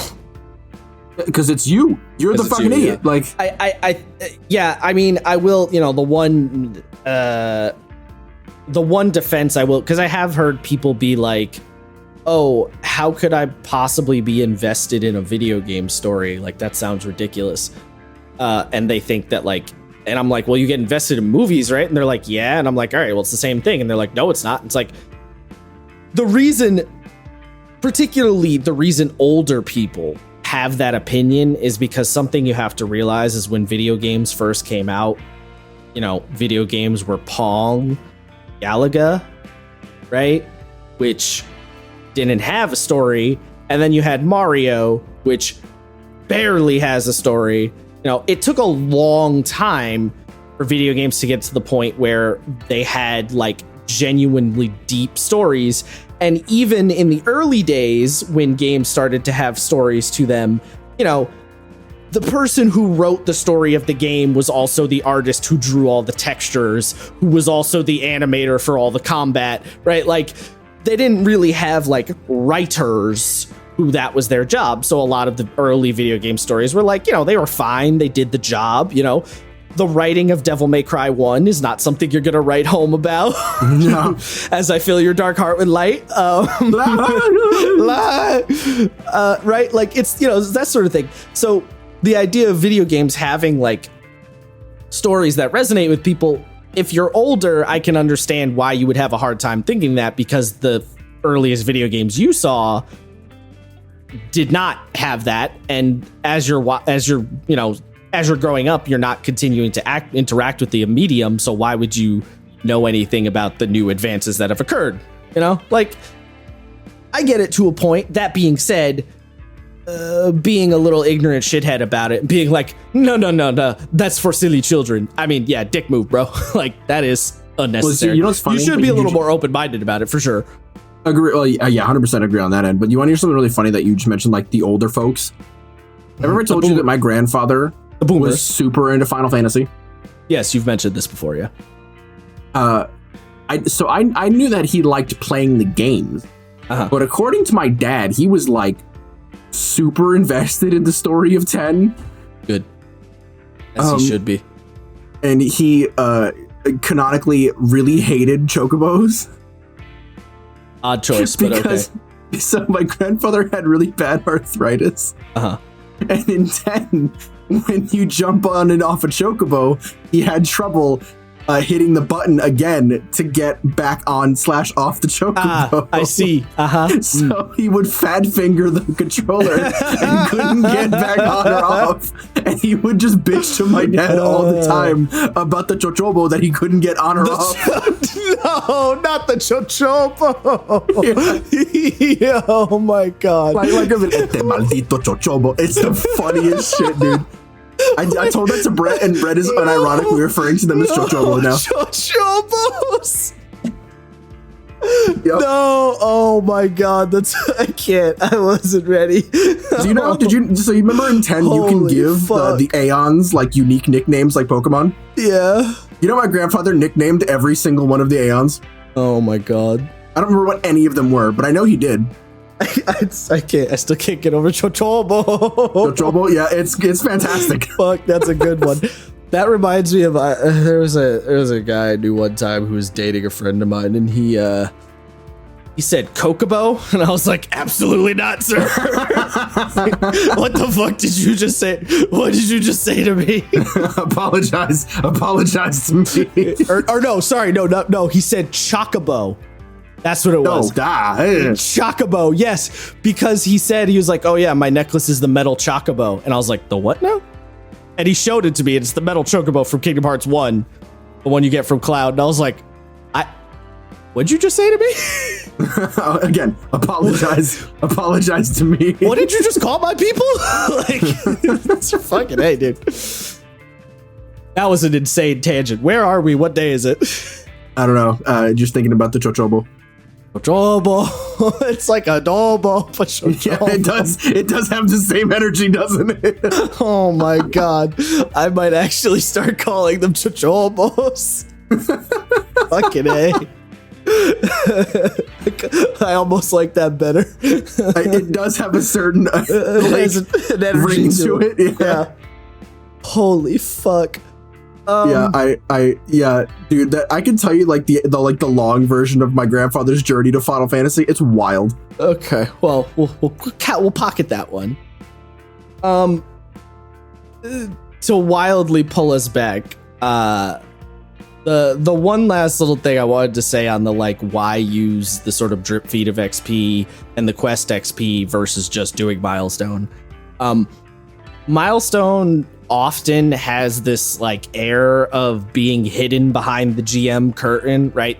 Now the GM can tell you what's behind the curtain, but there's still this, at the end of the day, the GM still has to decide when they're going to bequeath you the level up, so it has this sort of like the kingeth decide when I so feel it, right?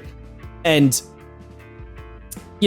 obviously you're also deciding when to give them XP, but by being a little more clear and upfront with the players and saying like these specific actions will always give you XP, it just evens out the power dynamic a little bit, like it just takes some of that away.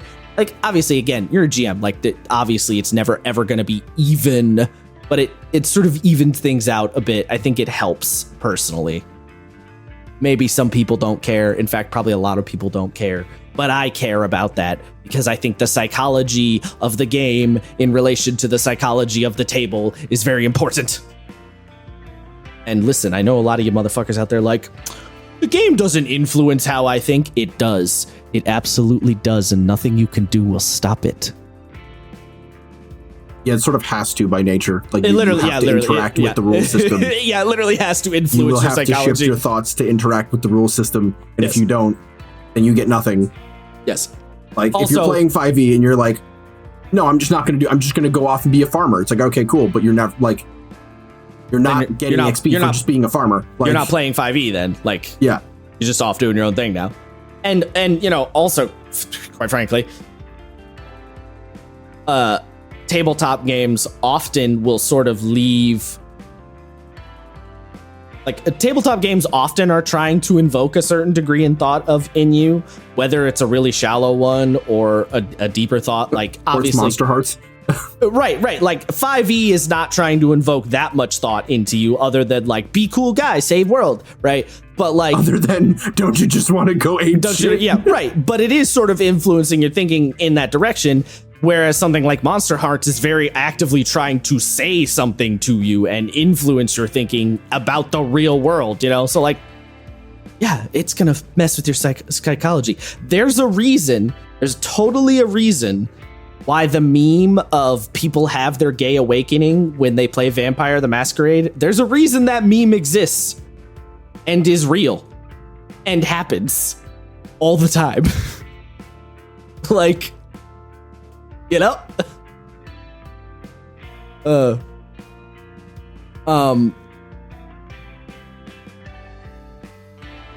Yeah, there was another thing there. I don't know why I made it seem like I was going to continue, but yeah. Yeah, I thought you were going to continue as well. Nope, I just trailed on that one. But Yep. yes, there is a reason that the Vampire the Masquerade, I discovered my gay awakening from playing that game. There is a reason that's a thing. Yeah, man, I really want to play Vampire again. I do too. Pain. Anyway. Another little thing. So I have a couple of game examples that I want to get to at the end, but the other little thing I wanted to mention was something that I also like a lot, and one of the reasons I like when a tabletop system has a multi-pronged approach to how it rewards and hands out XP. Because that's really what we've been talking about this whole time, right? We've been talking about a game that has a multi-pronged XP system and how that can sort of influence things and how you can use it to your benefit. One of the reasons I really like that is because if you have built into your game by default multiple XP avenues, you can it gives you the ability to tell more stories within it and potentially like play different things, you know? Because if you're not just pigeonholing down one singular method, like for example, like if we're using 5e, you might say, okay, pretending that 5e has this multi-prong approach by default, which it does not, but I would love it if it did. But let's pretend like it did.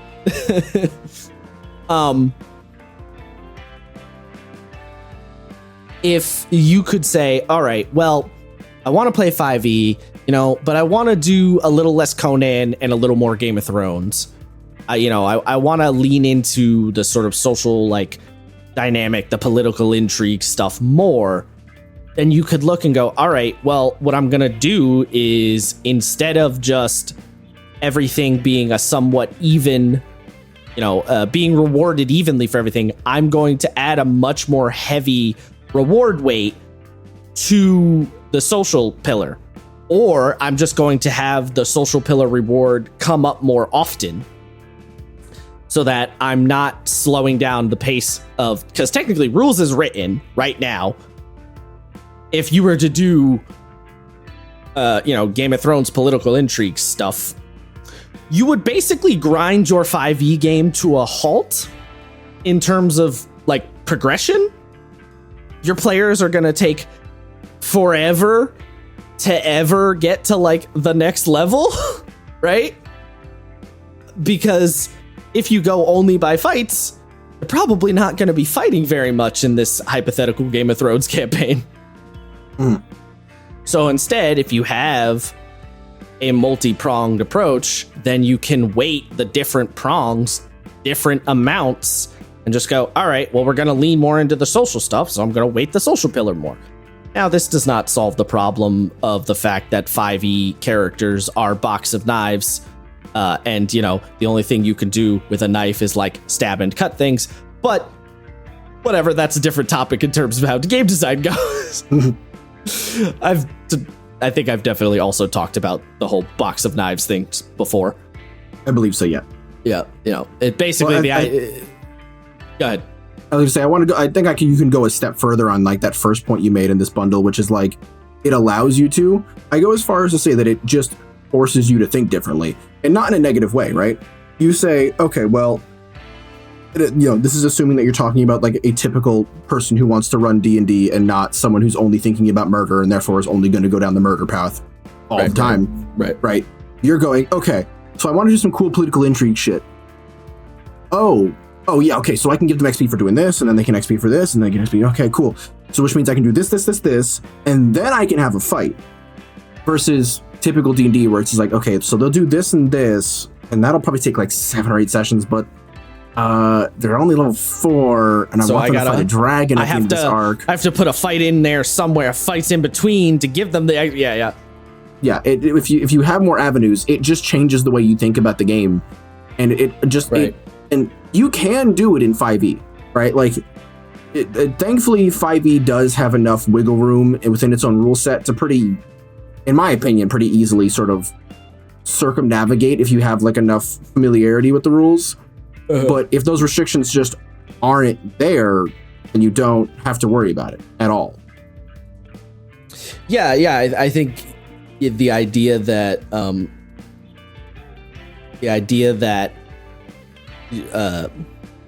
the influencing your thoughts point you just said, yeah, it is influencing your thoughts in a good way in the sense that it is it's opening up your thinking to other possibilities, because if the rule isn't there, you might not think about it. But if the rule is there and you read it, at the barest minimum, you're going to consider it. You might not do it, you might ignore it, you might hate it, but it has opened up your thought to that potential avenue.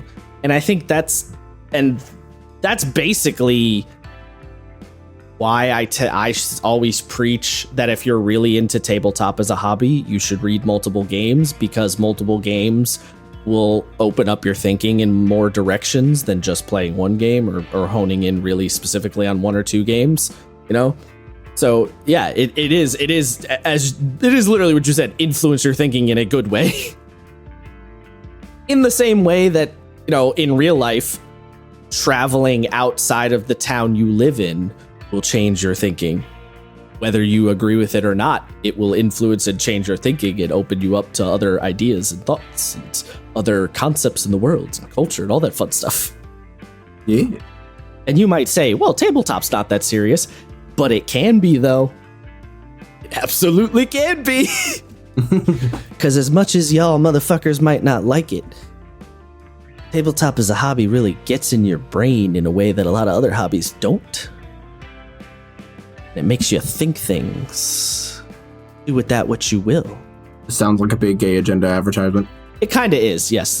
It's kind of the gay agenda. Yeah, I mean, look, it's not.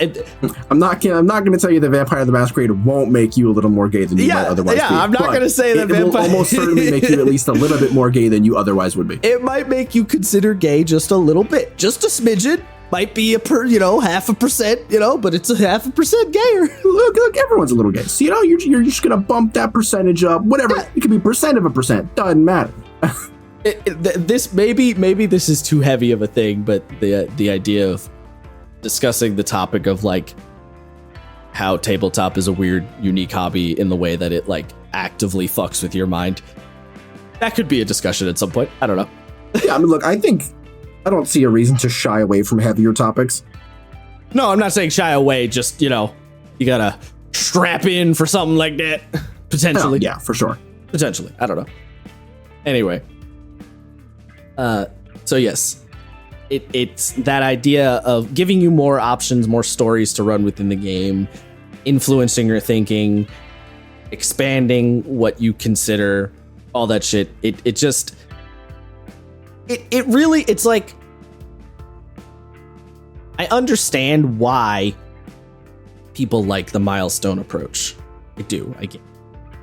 But I really do feel like there's a lot of major merit to having this kind of multi-pronged system that we can look at video games for inspiration for.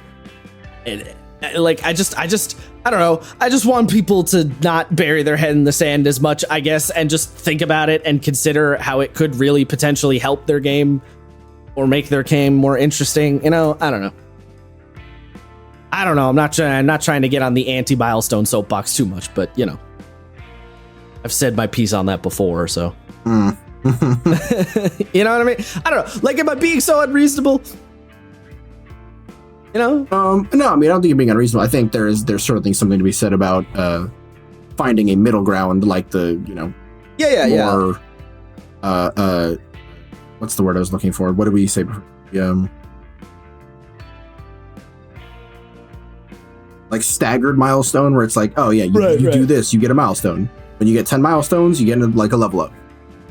Yeah, I'm willing, and I'm willing to like consider a happy medium point for sure. I think maybe that might even be one of the reasons that the milestone discussion always bugs me, because I feel like nobody ever has the happy medium point talk about it. Like it's always do it or don't, you know. Like, I've not heard anyone really make any kind of meet in the middle arguments, or what about if you did it this way instead? Like, what if you incorporated the two together somehow? Like a little bit of XP, a little bit of a milestone, blah, blah, you know, like there is probably all sorts of ways you could go about it. So yeah, I just think looking at,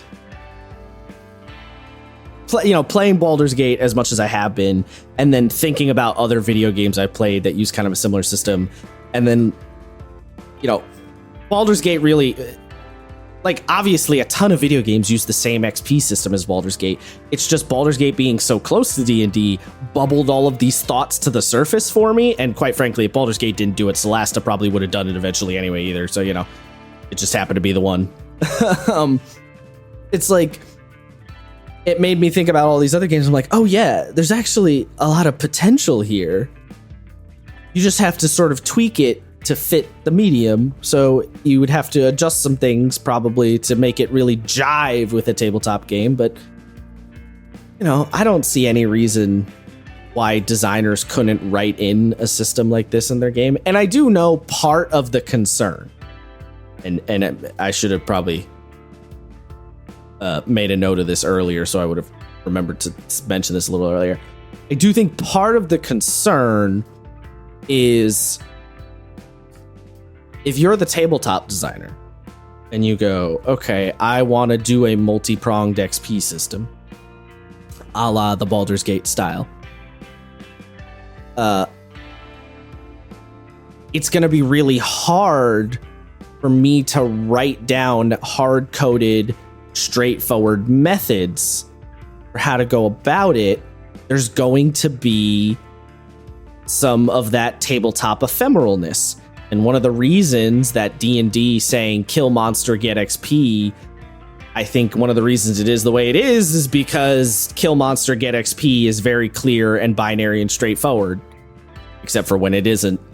But, you know, right? Like, yeah, I think that's one of the reasons it's there, is because the designers went, well, if we try to tell them to reward XP for other things, there might be like, for example, the player might go, well, we should get XP for diffusing that conflict between those two NPCs. And the GM says, no, I don't think you get XP. And now it's an argument at the table. And designers are probably a little bit concerned about doing that. So if they make a more binary XP system that is like very clear, yes, you killed the monster, so yes, you get XP, you help to assuage that problem.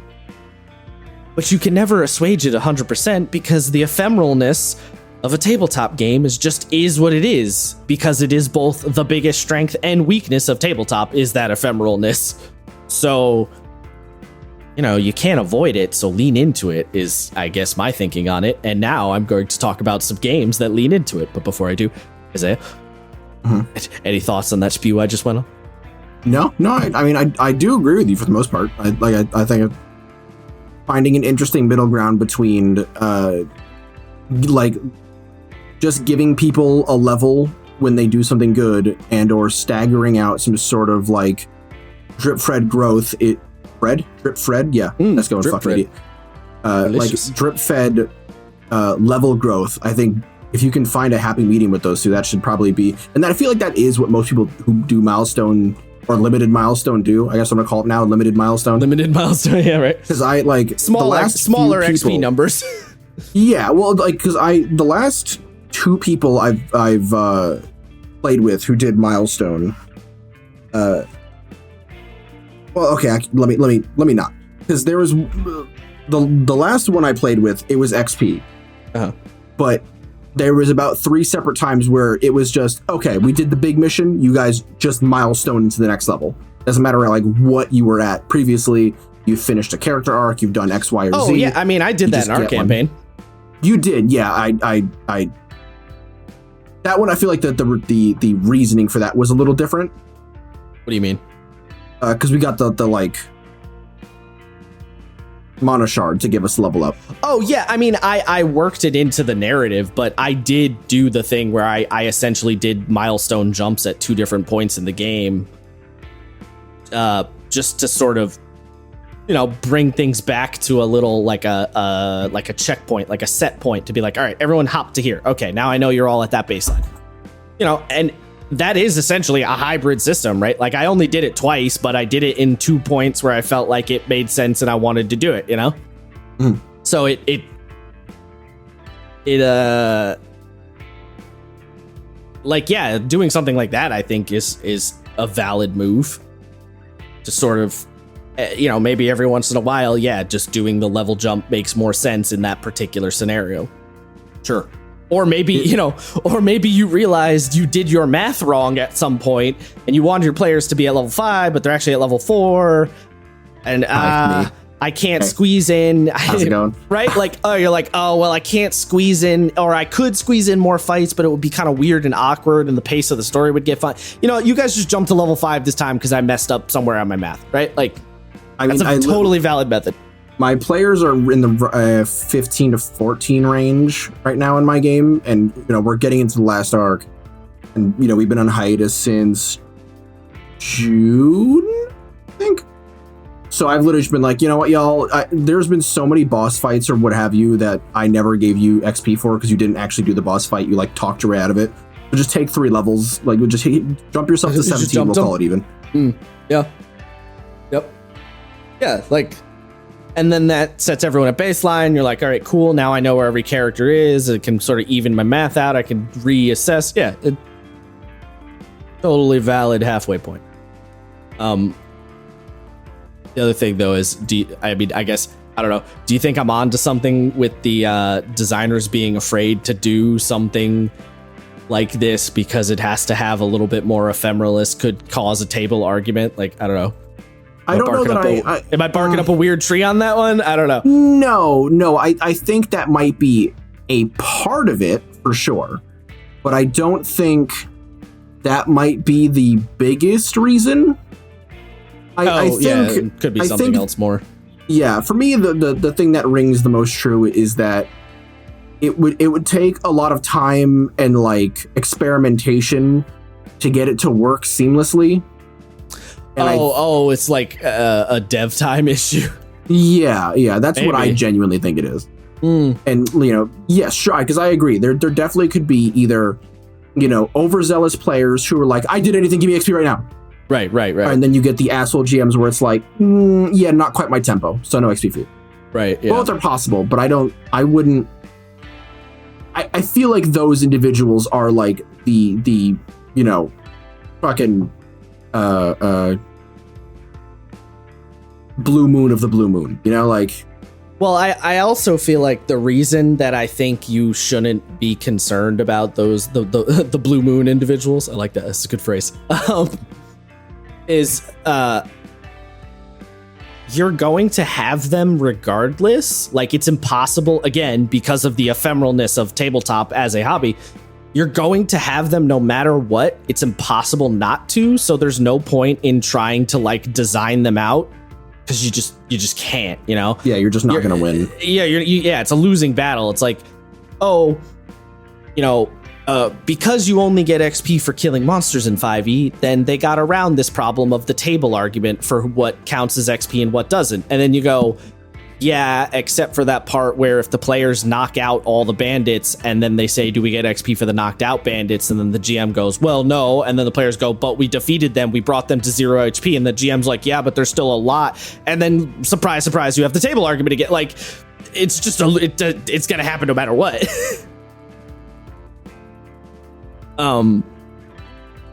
It's like, yeah, it's like, don't design for assholes, you know, because you can't. Yeah, I mean, unfortunately, I feel like that's exactly what D&D is doing right now with the whole wish thing, where it's like, well, the GM and the player can get into an argument about a divine intervention, so we're just going to let them do whatever they want. It's like, well, yeah, but you're killing a really important part of cleric. I do feel like that may be part of the reason. I don't know. I mean, we're not in the design room, obviously, but maybe, yeah. It's a whole thing. Yeah. I want to give a couple of examples just real quick at the end here because they're intriguing. I mentioned Dungeon World already. Dungeon World has a multi-prong XP system that I think is quite interesting because so Dungeon World has 3. One of them is very binary. So one of them is you get a point of XP for failing a roll, which is very straightforward, right? Like fail a roll, get XP. And that rule I find particularly interesting because you can tell any kind of story you want using that XP system, right? If the only criteria is fail a roll to get your XP, that could be used for any kind of system. So that's got a lot of like options to it, which I haven't seen in anything other than Dungeon World, funny enough. The other way you get XP at Dungeon World is you have your alignment, and then you have these questions that you ask at the end of the session. Oh, and your bonds, actually. So there's actually 4 in Dungeon World. The alignment will be, you know, the ranger will have a chaotic alignment that says human civilization is crap, like we don't need it. And then if you play into your alignment, you get a point of XP, right? That's one of those sort of ephemeral XP rules where the GM and the player could go, the player goes, I think I played into my alignment. The GM says, no, I don't really think you did, right? And absolutely that can happen, which is why, as I was saying before, if you're the GM, err on the side of giving them the XP rather than not. You know, like that's the scenario. Well, if you're sitting there as a GM and going, well, I don't know. And then the player says, I think I did. And then another player says, yeah, I think he did. Then just give it to him. Just give him the XP. You know?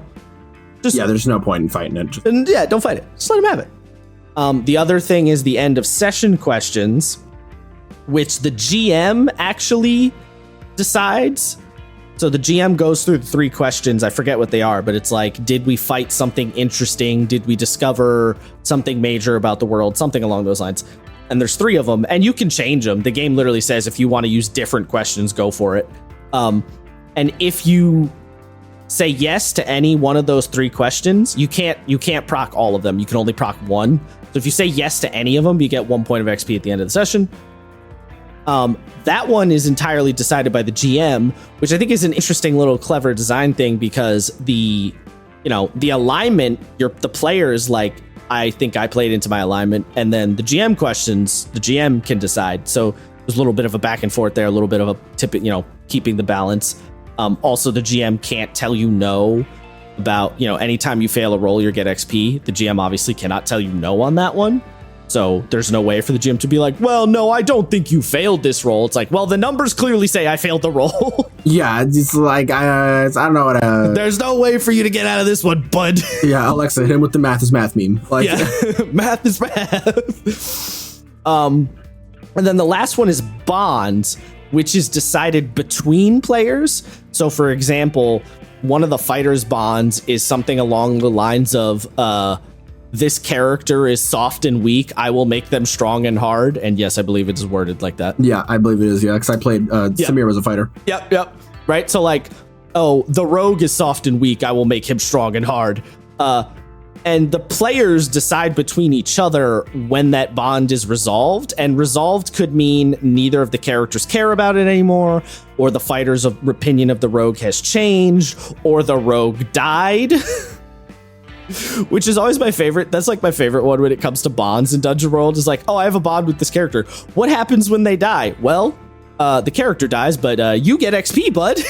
Yeah, it's like we call those W's. We take those. It's like, well, your friend died, but here's your consolation prize of XP. You know, for the kids. Yeah, I always found that one funny. So the Dungeon World, I think, multi-prong XP is really interesting because it sort of balances between GM deciding and player deciding, which I like.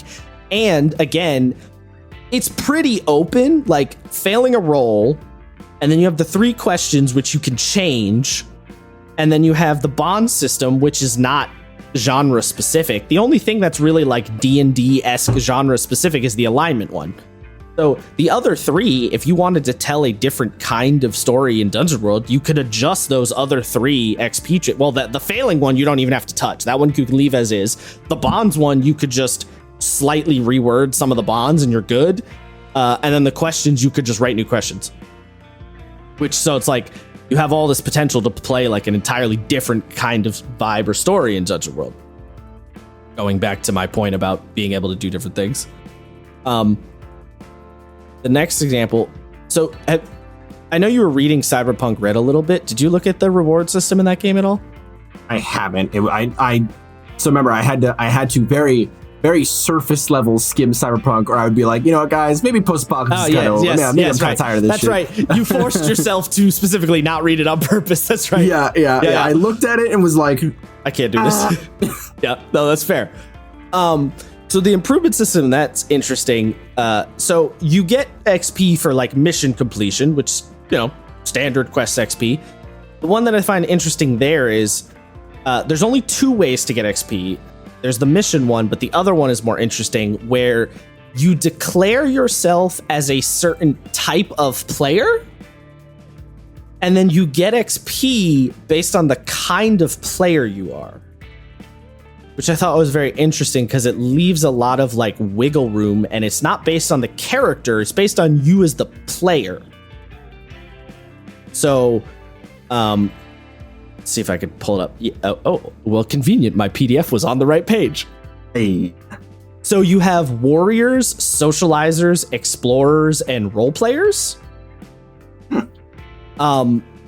So like the warrior person is the character who's particularly interested in like combat and fighting and that whole mechanic of the game. The socializer character is the character who's interested in the not the social interactions in game, but actually the social interactions with the other players in real life. So, for example, the socializer gets what they call improvement points if they were a supportive and helpful part of the party in or out of game. So, like, the social player is the person who just really wants to show up and hang out with their homies. So, like, if somebody's having a bad day and the socializer player, like, comforts them and, like, buys them an extra slice of pizza, then the GM could give them improvement points for that out-of-game thing. Because that's the type... What the fuck? Yeah, because that's the type of player they declare. And again, they pick you pick what kind of player you are. You decide. And then you have the explorer, who you can kind of think as like the lore person, right? The guy who wants to know about the world and the situation in game. So like the guy who's the big nerd who's like, no, don't just tell me, GM, he has a pistol. What brand of pistol is he using? Is it by any chance a Malorian Arms? Yes. Is it Malorian Arms? Is it perhaps a Red Raku Red Samurai pistol? Yes, I know that's from Shadowrun. Don't get on me. That's their explorer. And then you have your role player person, who is kind of your like play-in character, do the smooth talking, like the person who always plays the bard probably would be like the role-playing style character. So those I find really interesting because again, they're based on the player, not the character, which is pretty rare. I don't know of any other system where the XP trigger is essentially based on you as a player, as a play style.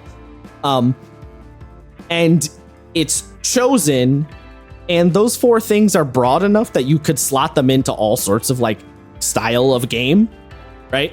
Like the only one that you'd maybe have a hard time with is warrior implies like obviously a certain degree of like combat.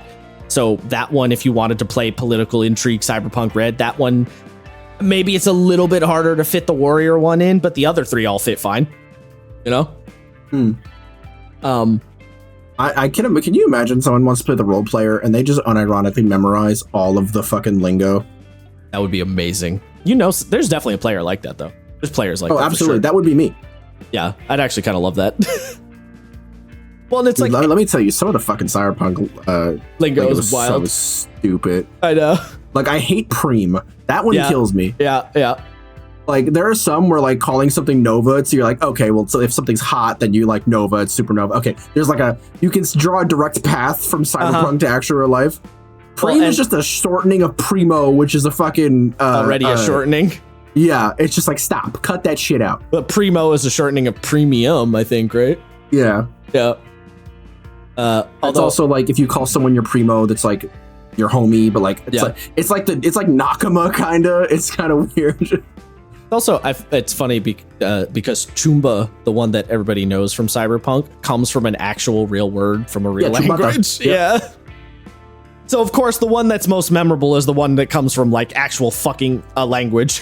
What a surprise! Yeah. So I think. Whenever you have to like GTFO, they say you have to Delta, and I feel like that's almost certainly just shorthand military speak. Probably. It's just the really shorthanded jarhead jargon. Yeah, probably. The other thing that I just thought about that I find particularly interesting with this system of like you as your play style, is that you can choose one of the play styles that maybe doesn't mesh with the type of character you're playing in the traditional. Like, for example, you could say I'm a warrior player and then play the hacker, and like that's not what you would normally think of for a hacker style character, but it's not about the character, it's about you, the player. So you can still play a certain kind of way, even though you're playing a certain kind of character that might not normally work that way. Which has some really interesting implications. Cyberpunk Red, there's some interesting ideas in that game in general. There's some stuff in there that I'm like, that's dumb, but then there's other things where I'm like, you've intrigued me, sir. Yeah. I'll do one more that I think is one that I think is somewhat interesting is I had 3 more, but I'll do one. Getting up there in time. I thought this would be a quick episode. Haha, funny jokes. Lamau even. Lamau. Stars Without Number. I don't know if you've noticed this. I wrote is a multi XP system, and then I put in brackets question mark. Yeah. Kinda. Yeah.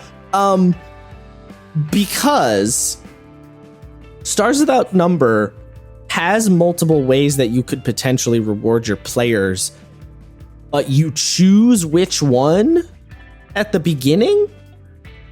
So, for example, you're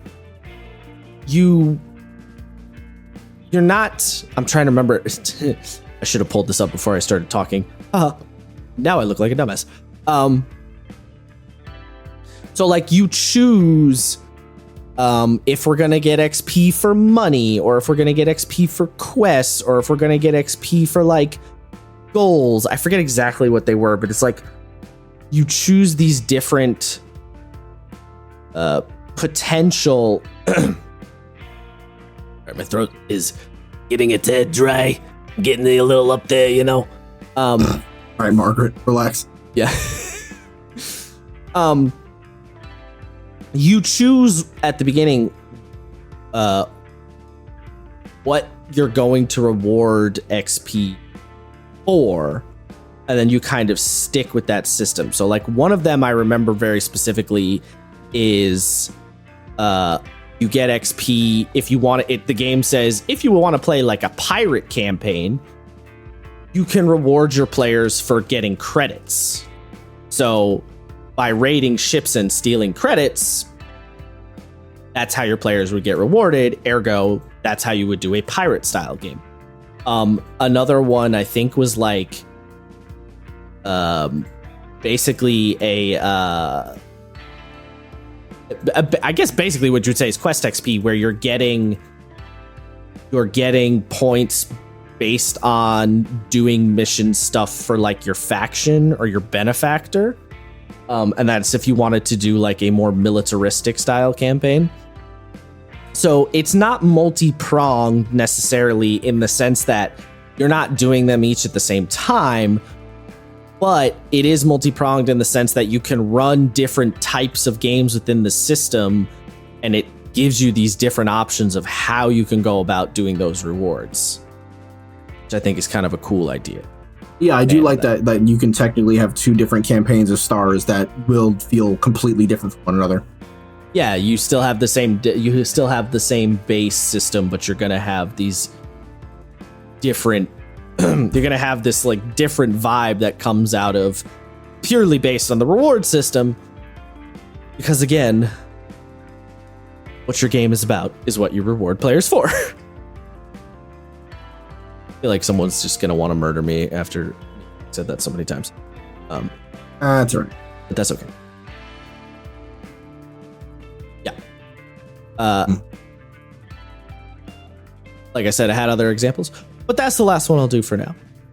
Any other sausage you want to throw on the grill before we tell everyone to leave? No, but now I want sausage. Fuck.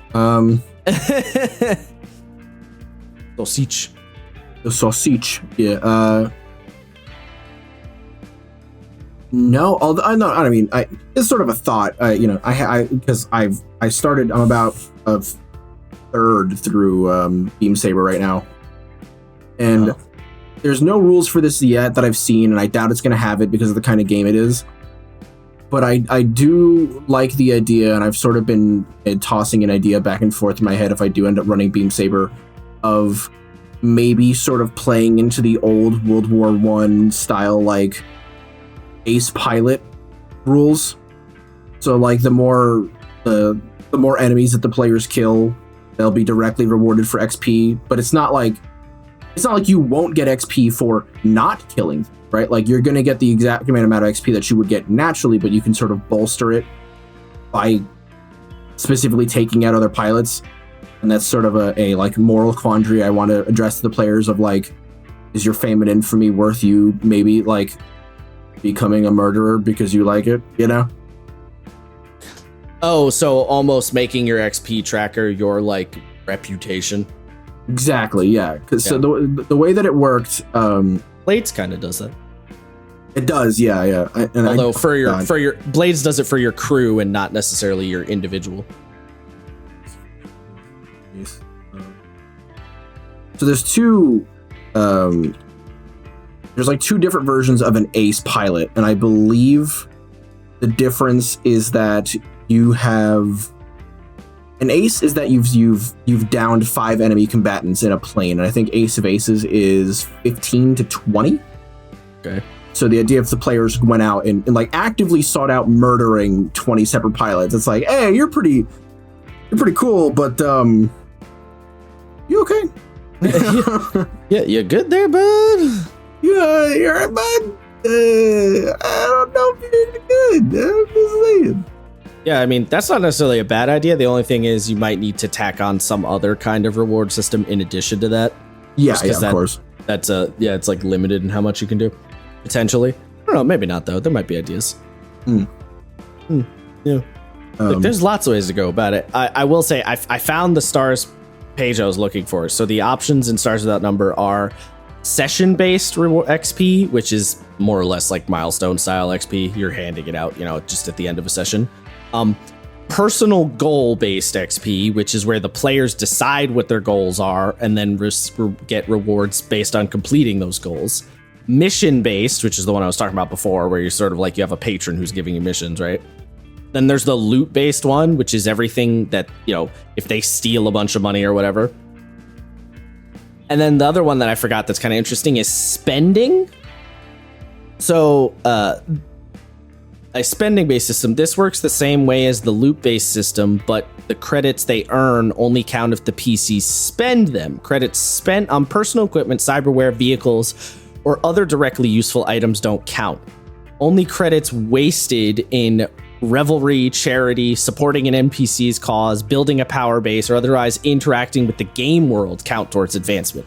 So if you did spending XP, that would be your player, like your players are trying to go like we started from the bottom, now we're here kind of game, right? Like they're trying to go from being random dudes with a junker ship to like running a trade empire,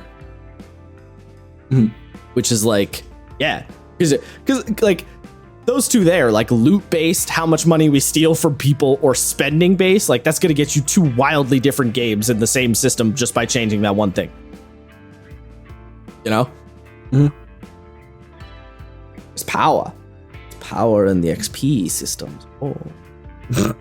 and what you were just saying is by rewarding players for, you know, being, you know, low-key violent murderers, it's like, yeah, that influences the tone quite a bit, and suddenly now we're dealing with some like psychological the horrors of war type shit. Yes. Yeah. You know, being the character, if I was running the game for myself, being the character who's playing, who would want to be playing Ace with the rage system, I'd probably just go whole hog into that. I'd just be like, look, let's see how fucking high this number goes, baby. Number go bigger, so number go bigger. I know, like number go bigger. And then everyone looks at you like, you're doing all right over there, bud? What, you're like, well, number go bigger. I don't understand. It's like, so I can't hear you from the sound of all my metals jangling.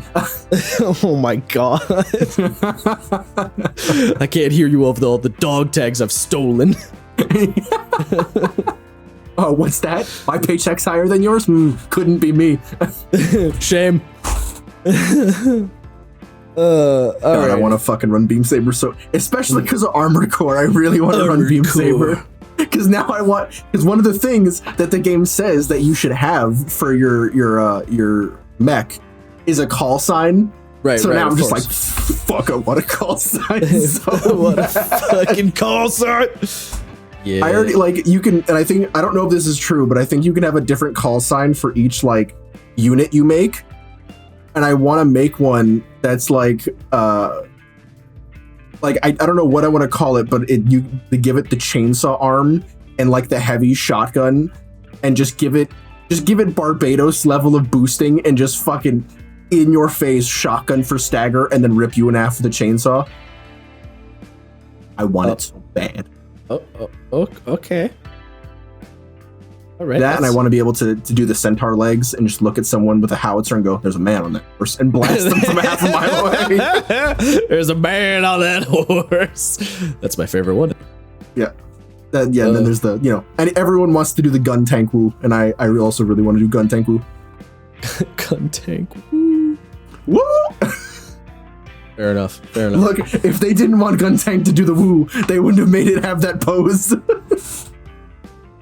Yeah, you know, I can't argue with that logic. Fair enough. Alrighty. Yeah. Wrap this nonsense up. Did you already tell the fine people where they could find us? Yeah, I forgot to do that at the beginning, didn't I? Yeah, you should do it now. Well, if you got to here, please hit the subscribe or follow button on your podcast platform of choice. And you can follow us on the Twitterverse for, you know, other information, such as why we were gone for 2 weeks, because I tweeted about it. Crazy, I know. Matt should be back by next week, right? Yeah, I think so. Yeah, Matt's been on vacation, so hopefully he'll be back next week. I'm not 100% sure, but I think so. It's gonna be, you know, it's gonna be great because, yeah. So, dear viewers, I'm moving in 3 weeks, I think. Yes. 4 weeks. So I might be pulling a Matt and just be gone for a week or two. Well, Matt's been gone for like a month and a half, so Yeah, fair enough. But like, you know, we're just gonna cycle me out for Matt, yeah. and then you get to have wacky fun times with Matt one-on-one. Oh boy. I'm so excited. All right.